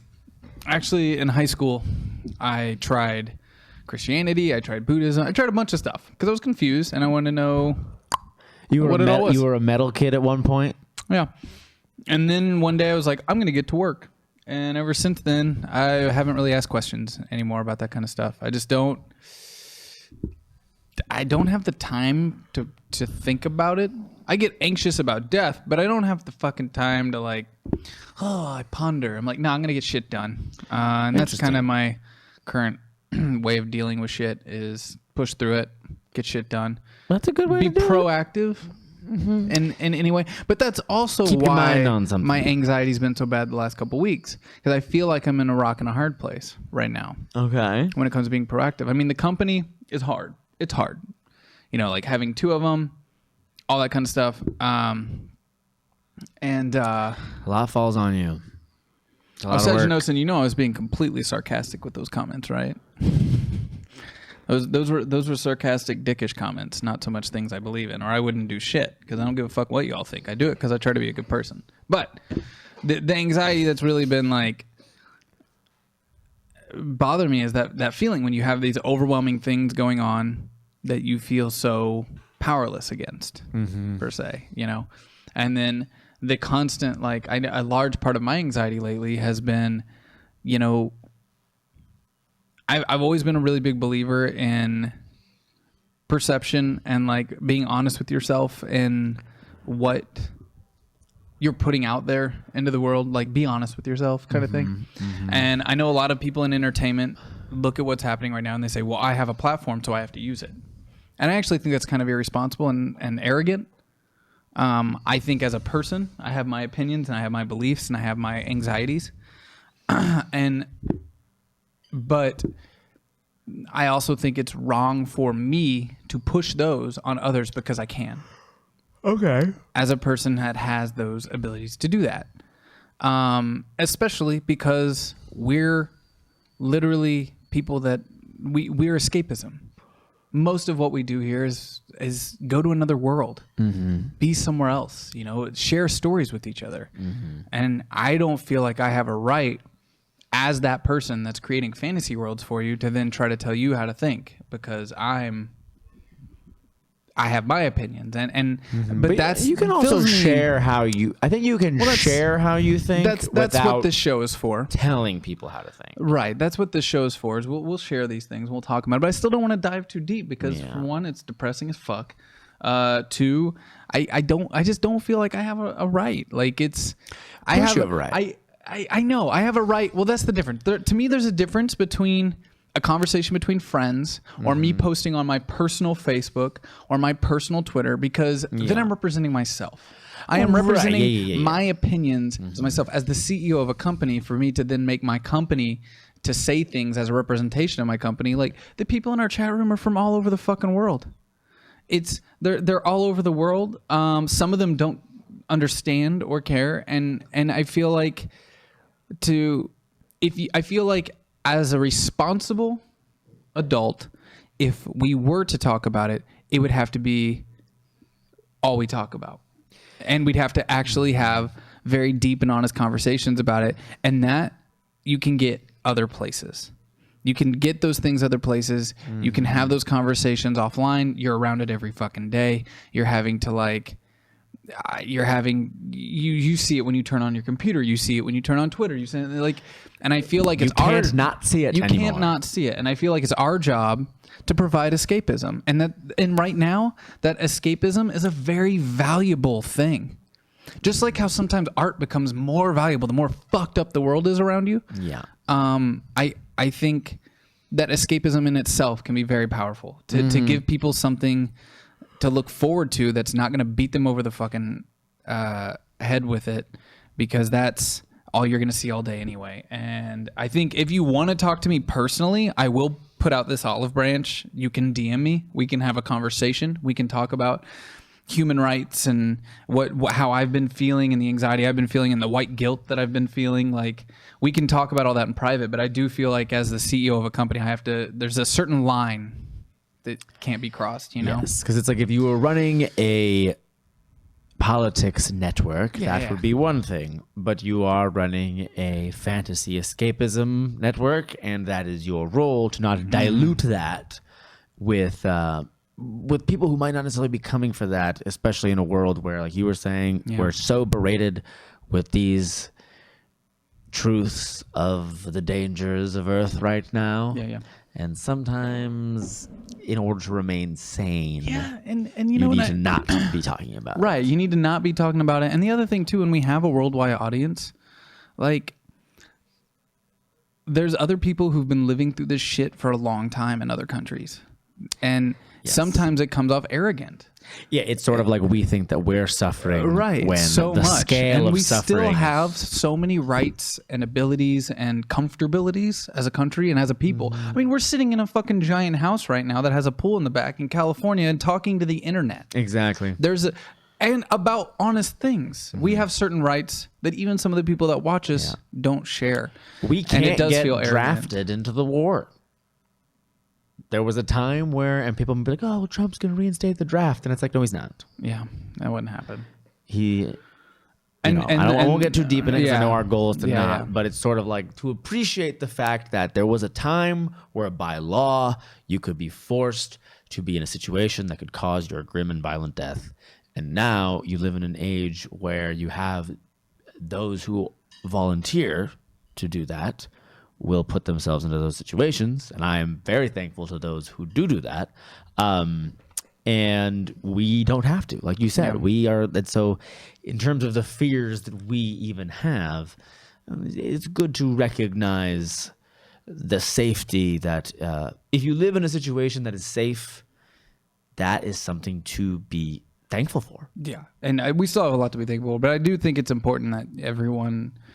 I think as a country, we've also been very fortunate that we haven't had to fight for our democracy as much as some other countries have. But now we do, and that's and in some ways it's also uplifting to see so many people out there fighting together. There's some beauty in that. Like the Women's March was amazing. But going on from that, I do really appreciate the community that we have and how open you are with each other. And we do have a hugs channel in our Discord. If you want to talk about this stuff, we don't want to do it on our channel. We want to provide you an escape. But if you need someone to talk to, there's a hugs channel in our Discord. Talk to somebody. Have a conversation. But if anyone throws an attack one way or another at anybody, we'll stomp on that shit immediately. Immediately. I don't care. You can't throw shade at other people. Look inward. Don't start throwing shit outward, please. But moving on from all that, that's the anxiety that's been feeling really crippling for me lately. So, well, if you need any help, Zach, you can go into the Hugs channel on the Discord. I probably won't. Okay. Actually, I read all the channels a lot in my spare time, which is that's part of my job. I sneak. I try to keep track of which ones to go into. I lurk a lot. You do lurk a lot? I hop in. Sometimes I get lost in which of the different things I should click and chat into. There's so many. Yeah. Kinky Mal, some of the channels on Discord are open for the public, so you should still click through and start talking to people, hanging out. Anyway, so beyond sad things, what's a fun escape honesty thing that we can talk about? No, and I would like to say, Cosmic Voyager, you're not putting people down in the dumps. The world's putting people down in the dumps. The news is putting people down in the dumps. My Twitter feed, my Facebook feed. I would like us to exist as a place that we don't put you down in the dumps, but this is Honest Hour and we put you down in the dumps all the time on the show. So if we're going to do it, we're going to do it now. Now's the time. But I'd also like to clear it up. And just so you know why we haven't been talking about it, we actually had an entire company-wide meeting about it earlier in the week because it's affecting all of us at a very great level if you follow us personally and stuff like that. But we all kind of agreed, we think our value is to give you something that's not that. Our value is for you to... I mean, there's a reason I fucking loved Saturday morning cartoons, and I still do. I mean, I need to turn on every once in a while Ninja Turtles or Spider-Man cartoons, because that shit makes me feel like a fucking kid again and reminds me about all the things that make me feel good as a person. Yeah. That stuff's fucking important. Good art, good movies, TV, all those things. Escapism for your mental health is extremely important. Yes. And I think that's the service we want to provide, not commenting on everything that's going on in the world. But now you know why we haven't. So, yeah. Yeah. So what next? What next? We've got more fucking questions in here, man. What do you think? Right. You want to hop on? Well, Trograph wants to know, Mr. Zach, how much does your voice hurt after each episode of The Gauntlet? It's fine. I can yell like that all fucking day. All day. He projects. He has a skill to yell. For better or worse. My voice hurts. What's a better nickname? Asked Steverus. Chrissy Poo or Zackykins? I would say Zackykins because of the poo thing. Great, cool. Glad we cleared that up. Negiyama, Chris, how did Robot Teammate get started up? Robot Teammate was started by a man named Brian Kane, who eventually... Brian. You've met Brian Kane. Probably. He eventually left the group to pursue the priesthood. Oh, okay. There's Kaiju, who is a literal wolf. And Brian Kane, it was independently forged by people in various classes of improv in Los Angeles. It was an independent group, didn't belong to any particular schooling, and we began doing shows at a place called the Bang Theater. The Bang Theater down on Fairfax Avenue near Cantor's. It is now a place called the Open Space Cafe. It is no longer the Bang. And then we started doing the Iowa West Theater. We competed in the Cherry Crust Cage Match. We won it for 86 weeks in a row. And that was where the group became something we decided to commit to. It was okay, we're doing performances every Monday with a group named Cherry. Cherry had, if you're Arrow fans out there, Cherry, Nate. No, I know good all friend about Nate. Cherry. Yeah, I you didn't know know Cherry. I didn't know that's where you guys got started, was with Cherry. We got started with Cherry. That's Me awesome. and Echo. It Yeah. was Mr. Terrific of Arrow fame. Really badass dude. Nate really wants to come on the channel bad. Dude, get him on. He messaged me the other day. He's like, I just played D&D. I went in on this shit. And I'm like, well, I'm not like the keeper of D&D, Nate. Like, Dude, get him on. Dude, get him on the gauntlet. oh, I'd love to have. Actually, all of Cherry would be great on the Gauntlet. It'd be amazing. That'd be amazing. Yeah. Great improv team. Now they're performing at the PAC. They're no longer at IO. So for all you Los Angelinos out there, the PAC Theater on Santa Monica Boulevard. So yeah, that's how Robot started. Cool. That's great. That's great. All right. Trogaf asks, now that you're in LA, any possibility of being on that one show since Mr. MM has been on Hyper, or do past issues still make it impossible? I don't even know who you're trying to say by Mr. MM. I don't. Who's I know what it means. MM? Mercer. Oh, Mr. Matt Mercer. I got a company to run, so I'm gonna be on this channel. He can come on the Gauntlet, right? So If he wants. If he wants, yeah. Matt's down to come on anytime he wants. As far as me going to the other channel, I've got shit to do. Yeah, but Matt's cool. Yeah, Matt would be down. He'd make me look like a friggin' idiot, though. Well, he was on our very first episode of the Gauntlet. Oh, was he? Yeah. Oh, great. It was me and him, and our first official episode, anyway. Awesome. Blue Banded Bee. So Calicius, just how and why? I think there's supposed to be some offense taken to that. Just what the fuck were you thinking? I'm trying to remember why Calicius came into mind. I know that I just started kind of like muttering the little poem that I say about him to myself, which is that only the piteous come against Calicius, because while he's not the prettiest, he finds himself the wittiest. I just said that to myself one day, and then I was like, that sounds like a satyr. And I was like, what's an interesting personality in this kind of world? And I started thinking about Hedonism Bot from Futurama. And so I was like, what if Hedonism Bot was a satyr that fought against heroes in the Gauntlet and then was born Calicius? Yeah. So and why? It's easy for me to kind of be him. I don't know why. One of my favorite things about the Gauntlet is Lucas laughing in the background as he's running camera. Yeah. Which will now be Rai Rai. Oh, awesome. Because I think Lucas is taking tomorrow off. We've been trying to like come up with a schedule that lets those guys have some time off. Oh, nice. I love hearing Lucas laugh off camera. Yeah. So It keeps me going. Blue Banded Bee wants to know, Chad has decided you need to run a dating show. What kind of dating show would you run? Would you run the show as a Dark Lord? I like how we had a whole conversation about dating and you being single, and they took from that wanting to see you hook other people up. I mean, you're kind of fucked up, Chad. I've done that. My friends Sam and Liz, I introduced to each other together to this day. Mm-hmm. Sam Kirsch on Twitter. Troll him if you'd like. Yeah. I'm sure I've introduced others as well. I think I could help others find partners more successfully than I've been able to find one of my own. Yeah. There's no pressure. Oh yeah. You're like, if it fucks up your life, I don't care. Good luck. Exactly. Yeah. It sounds like I would be played by Jennifer Lopez in a 90s film. But what type of dating show would I run? That's a good question.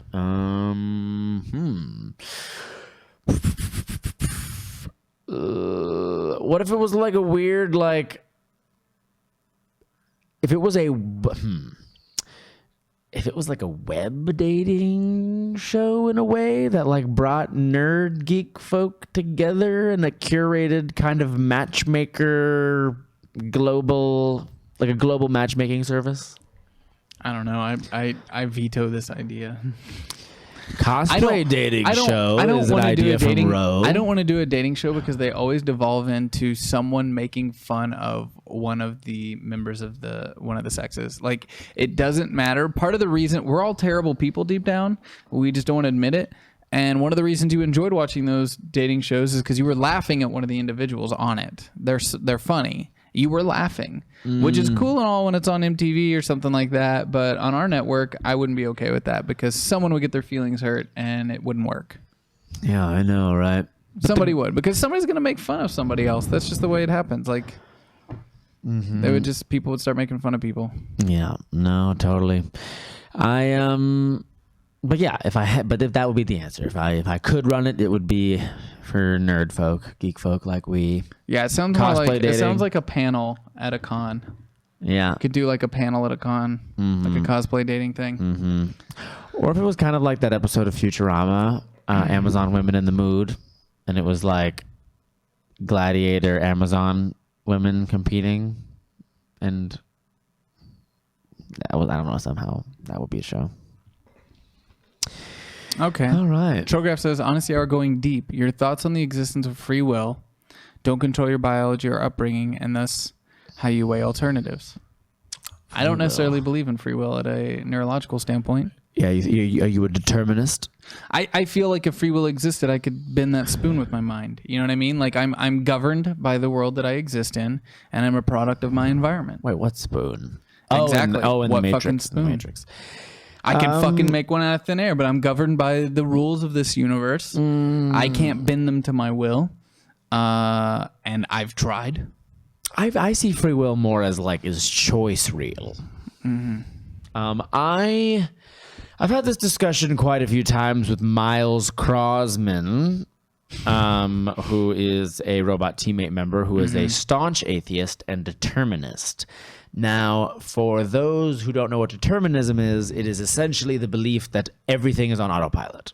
That everything that is happening is completely just happening, and you are essentially just watching your life occur. And the science behind that, if you want to look into it more, is that they did like some kind of detection where the part of your brain that sends the command to do your physical action is actually triggered before your conscious mind becomes aware that you're actually going to even do it. So the idea is that your animal self is on autopilot. It's going to do what it's going to do no matter what. And then it almost just kind of informs you that that's what's going to happen. I don't necessarily know. I don't know if I agree with that completely because it takes away a lot of personal accountability. It almost completely does. Yeah, and I don't agree with that. I obviously you have yes, no, those kinds of things, but I dive deep into that, what free will means scientifically, and I think at a scientific level we don't have it. Can I decide yes or no? Do I want a peanut butter and jelly sandwich or do I want a taco? Well, my options are what are presented to me that I actually have access to within that moment. But then do you get to choose? But I get to choices? choose between those two. But that's not necessarily free will. That's a controlled system. It is. It's limited, but it's in that moment. If you get to choose the taco or the cheeseburger on the menu for dinner that night, that is free will. Agree to disagree. Choose free will. Agree to disagree. Right. Rush. Any Rush fans out there? Yes, definitely. Like Philip J. Fry. Rufinus says, lighthearted question. What games are you guys looking forward to this year? Whenever Nintendo announces the Donkey Kong game for the Switch, I'm excited for that. I'm excited for Sass Effect Andromeda, or Andromeda, whatever the fuck it's called. Ooh. All I know is there's a new Sass Effect, and I'm on it. Cool. On fucking board. Nice. I'm excited for Zelda. I'm excited for that Mario game with like him walking around with normal people, but not hugely excited. I'm going to hear what Acevedo has to say about it. Donkey Kong. I'm not really a gamer outside of Nintendo. I'm trying to be one more so I can hang with all the cool kids at Hyper RPG. You got shit to do. Question for Chris from Firewolf. What is Zacchaeus' official position on the gauntlet? Is he the true overlord or just a lapdog for Chris? Well, he's not a lapdog for Chris. He works for Amontillak. He's definitely the overlord for Chris. Amontillak, I do believe, is in charge. I think that Yes, you know Zacchaeus what? tries to remind you of that often when you Yes. let the players walk all over you. I would say that like Zacchaeus is like the Steve Bannon to Amontillac's Donald Trump. This Not that is terrible. Amontillac is anything like Donald Trump. They're actually very similar. Oh no! What Just shower them with love. What have I said? What have I said? Now you have character inspiration. Look, Zacchaeus is a terrific assistant. He's making wonderful decisions. Everybody knows it. Everybody agrees that everybody loves them. So I think that's the answer. But his official position, I would say, is head boy. Great, his head boy. We'll stick with that one. Culturo asked this question even though I skipped over it purposely earlier, so I guess I'll answer it. Chris, would you rather fight one horse-sized duck or 100 duck-sized horses? You can use one item within arm's reach as a weapon. Neither, but if I had to choose, I would choose the little duck-sized horses, because one horse-sized duck is really disturbing to think about, because I feel like you could get sucked into its mouth and then swallowed whole, which I feel like would be kind of like if you were being Ducks digested. are kind of dicks too. Like Ducks are vicious. yeah, a horse-sized duck, like, and not just dicks. They have like weird, like, corkscrew penises too. That's terrifying. Ugh, yuck. It's terrifying. Yeah, imagine if a duck like was like swallow digesting you, like it was like Like kind of throwing like you up in the air and T-Rexing like- you. yeah, or it was kind of like I imagine it would feel kind of like Yeah. what it feels like to go through the pit of Carcoon and what it's like to be digested by the mighty Sarlacc. Yeah, so I would rather fight the little tiny horses, because the little tiny horses, while I'm sure they would be like very like runny, you could kind of kick them over, whereas a giant duck, yuck. All right, we're gonna move through these next couple questions very quickly because it is 12 and honesty multiple hours is coming to an end. Oh yeah, You've got a show tomorrow. I've Yes, still I got a lot of do. shit to do because we're still testing out new systems. I'm very excited for the And, guests tomorrow. I'm gonna have to take some feedback and see if people think that there's still a delay or anything like that, because I have no idea. I can't see what's going on. I'd like to. So tomorrow we'll be testing out this stuff some more. So anyway, I don't really have a favorite movie of 2017 so far, grading, because I've only seen like one. So I can't weigh in on that. I watched La La Land, but that's not my favorite one. I didn't really like it. I liked the first two songs, and I liked the idea of it. But I also don't have a favorite movie of 2017 yet, because I haven't really seen any. Okay. All right. Yeah. Chris, how do you get that shine and that Thor quality hair? Asked Pantene Ruffinus. Pro V. Really? Next question. I need to shower. I can't smell anymore. Los Angeles has killed my nostrils. I don't really sweat, so I don't get to like stink or anything. I just prefer to be clean. I slept very little last night, and I worked on installing new equipment all day, so I'm very tired, and I didn't shower because I didn't have time to, which happens often. That's why I ate so fast, because I also hadn't eaten today because I had forgot until Malika cooked something. She's great. Someone did correctly assume earlier that I was wearing my not showering hat. Oh, that's what that is. That's what that is. I like that it's Otherwise like it's- I like that it Yeah. represents both of the Star Wars Empire and Rebel Alliance symbols. Yes, and yeah. So Marvin Martian wants to know if we can get the names of the players in the gauntlet tomorrow. I know it's like a Trek improv group. Yeah, you've got Sarah, whose last name is a hyphenated thing that I don't ever really. I don't think I've ever said it aloud, but she's my friend Sarah. She's part of the improvised generation. Mm-hmm. She's awesome. Maddie, who is also on that team, is coming, and then the others they have not yet revealed to me. Great. Lucas knows. Lucas knows. So hit up indeed. Lucas Eubank on Facebook and ask him. Hopefully you guys got a lot of new Facebook friends tonight. Chris, we learned a lot about you. I hope you guys got to know Chris a little bit better and definitely support his work on the Gauntlet, Yes, and anywhere please else do. we can get you in here. Yeah. Because we really like having you around. Thanks for having me. We've all said that. We talk about it behind your back constantly and say that we like you. Oh, how great. And that you are up to a 1.2 on the friend scale. All right. After this interview. Out of how many? 5. Well, that's better than I You were think at I was. 0 to start, and then you were at negative for a little bit. So I think you're well on the right track. Great. And you know what? Well, I on the bet right it track. was the Mashed Potatoes hit song "The Phantom" that really pushed it over It was the edge. Phantom. It was the Phantom. Can you get me a copy of that CD? Emplive, let me talk to L Jones. He might have a copy. What was that name? L Jones, Elliot Jones. How do you spell that? He- What would it be on Facebook?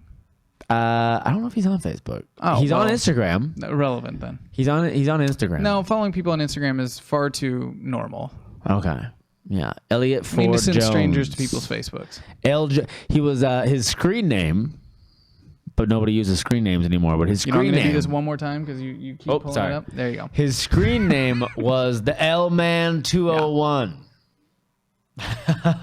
Oh, speaking of screen names, I brought this statue that I wanted to show. Oh, he did bring something he wanted to show off. So I'm going to go ahead and end the podcast part right there. Thank you guys for tuning in. This is something new we're testing out. We're going to start putting up all of our RPGs in podcast form, backdated and everything. So thank you for listening. Thank you. And now we're back.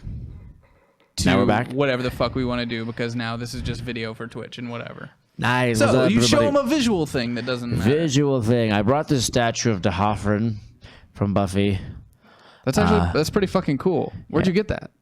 online. So D'Hoffryn is a vengeance demon, the Lord of Rashmahar. He is the leader of the vengeance demons, who are primarily female demons that grant vengeance upon scorned women. D'Hoffryn is very hilarious, I believe. For whatever reason, I kind of embraced him. I had many screen names over the years. Guy 318 was my main one, but then it landed on D'Hoffryn Avenger. And so I keep this statue in my room, and I decided to bring it to show everybody on the internet. There you have it. That's pretty cool, man. It's Thank actually you. pretty cool. Yeah, he's pretty badass. I mean, he's like a total weird thing. Aaliyah, I'm sure, knows who he is. But yeah, Anya's my favorite character in Buffy. Follow SSG Podcast on Twitter if you want to follow us. Amontiak on Twitter. And you know, guys, like I said, this is an experiment. So let me know too, in Discord or in the in the live discussion room probably, if you like this experiment, if you think doing this more as an actual interview is better. I enjoy it. I enjoy getting to actually just have a talk with a guest and not dance every 5 minutes. But we do have to dance after this. Oh yeah, how long do we have to dance? We only have 2. So was that like 2 minutes? Two dances so or was far. it just 2 equivalents? Unless somebody of else that? subscribes, and then we've got to dance again. Right, can you do me a favor? Yeah. Can you turn the alerts on and run a couple sub-alerts for us? Fucking shit. Right. What a guy. It was a good talk. Successful experiment. Okay, well, we're going to get that. We're going to get the dancing down, and then we're going to do a raid and have you guys spend some time with somebody that we like on the internet that's live. And you should share. Who? Alex is in that room streaming? If you guys were wondering why our internet had a blip earlier, fuck that guy. He's streaming in his room. That son of a bitch. What's he streaming? He's probably streaming like Hitman or something like that. Nobody's watching him. Nobody cares. Nobody cares. Dotson. No. We got Alex- Dotson here. We probably will raid Alex because it would be funny. And don't call him Alex, though. His name's Frank. Hey, time to dance. Subscriber.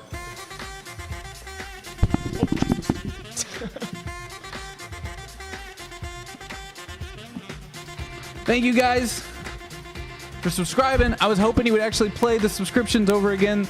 That way I could see who it was and shout them out. You said their names. I don't remember. You don't know how to do that? God damn it. Right. Just hit the fucking button again. You see, everybody doesn't know things sometimes. Just hit the fucking... Subscriber.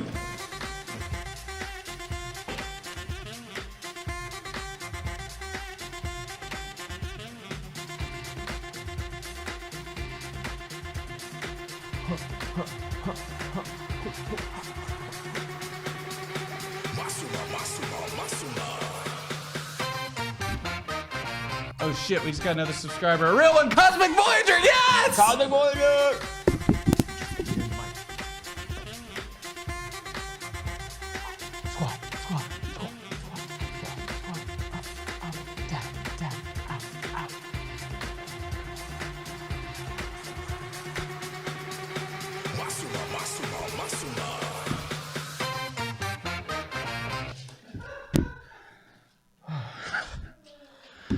I am tired. All right, so Malika was lying. Alex actually isn't streaming right now. He just went offline. Who is? Oh, son of a bitch. All right, I'm looking up who we're going to raid tonight. Thank you guys for tuning in. Chris, do you have any final words? Yes, be kind to everyone. Come check out the Gauntlet. Follow me on all the things. Montauk. Hamilton's LA. I run a Hamilton sing-along group called Hamilton's LA, which has spawned into like 50 different cities. If you want your city to start a Hamilton's, email us at hamiltonsla@gmail. Ha! Robot Teammate. Check out Robot Teammate. Those are all the projects. You know, Sunnydale Study Group, Robot Teammate, Montauk. Say what's up to me on Twitter. I would say also, you know, support your local friends who play streaming stuff, because why not? Right. Let's put some positivity into the world. All right. We're going to raid Dreaded Cone. Dreaded Cone. We're raiding him this time. We owe him one. All right, guys, have some fun over in Dreaded Cone's chat. Get that command ready. Make some new friends. He's an awesome dude, awesome streamer. He's playing Armello, which is a really fun strategy card game. It's pretty cool. I like it. It's pretty great. Are you guys ready? Oh.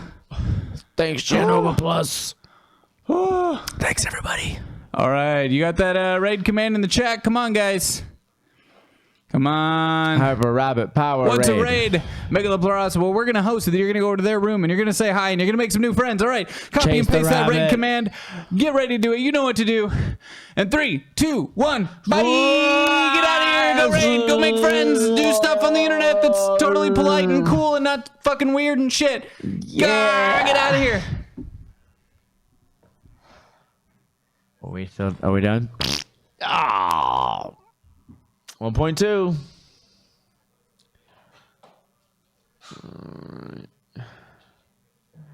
All right.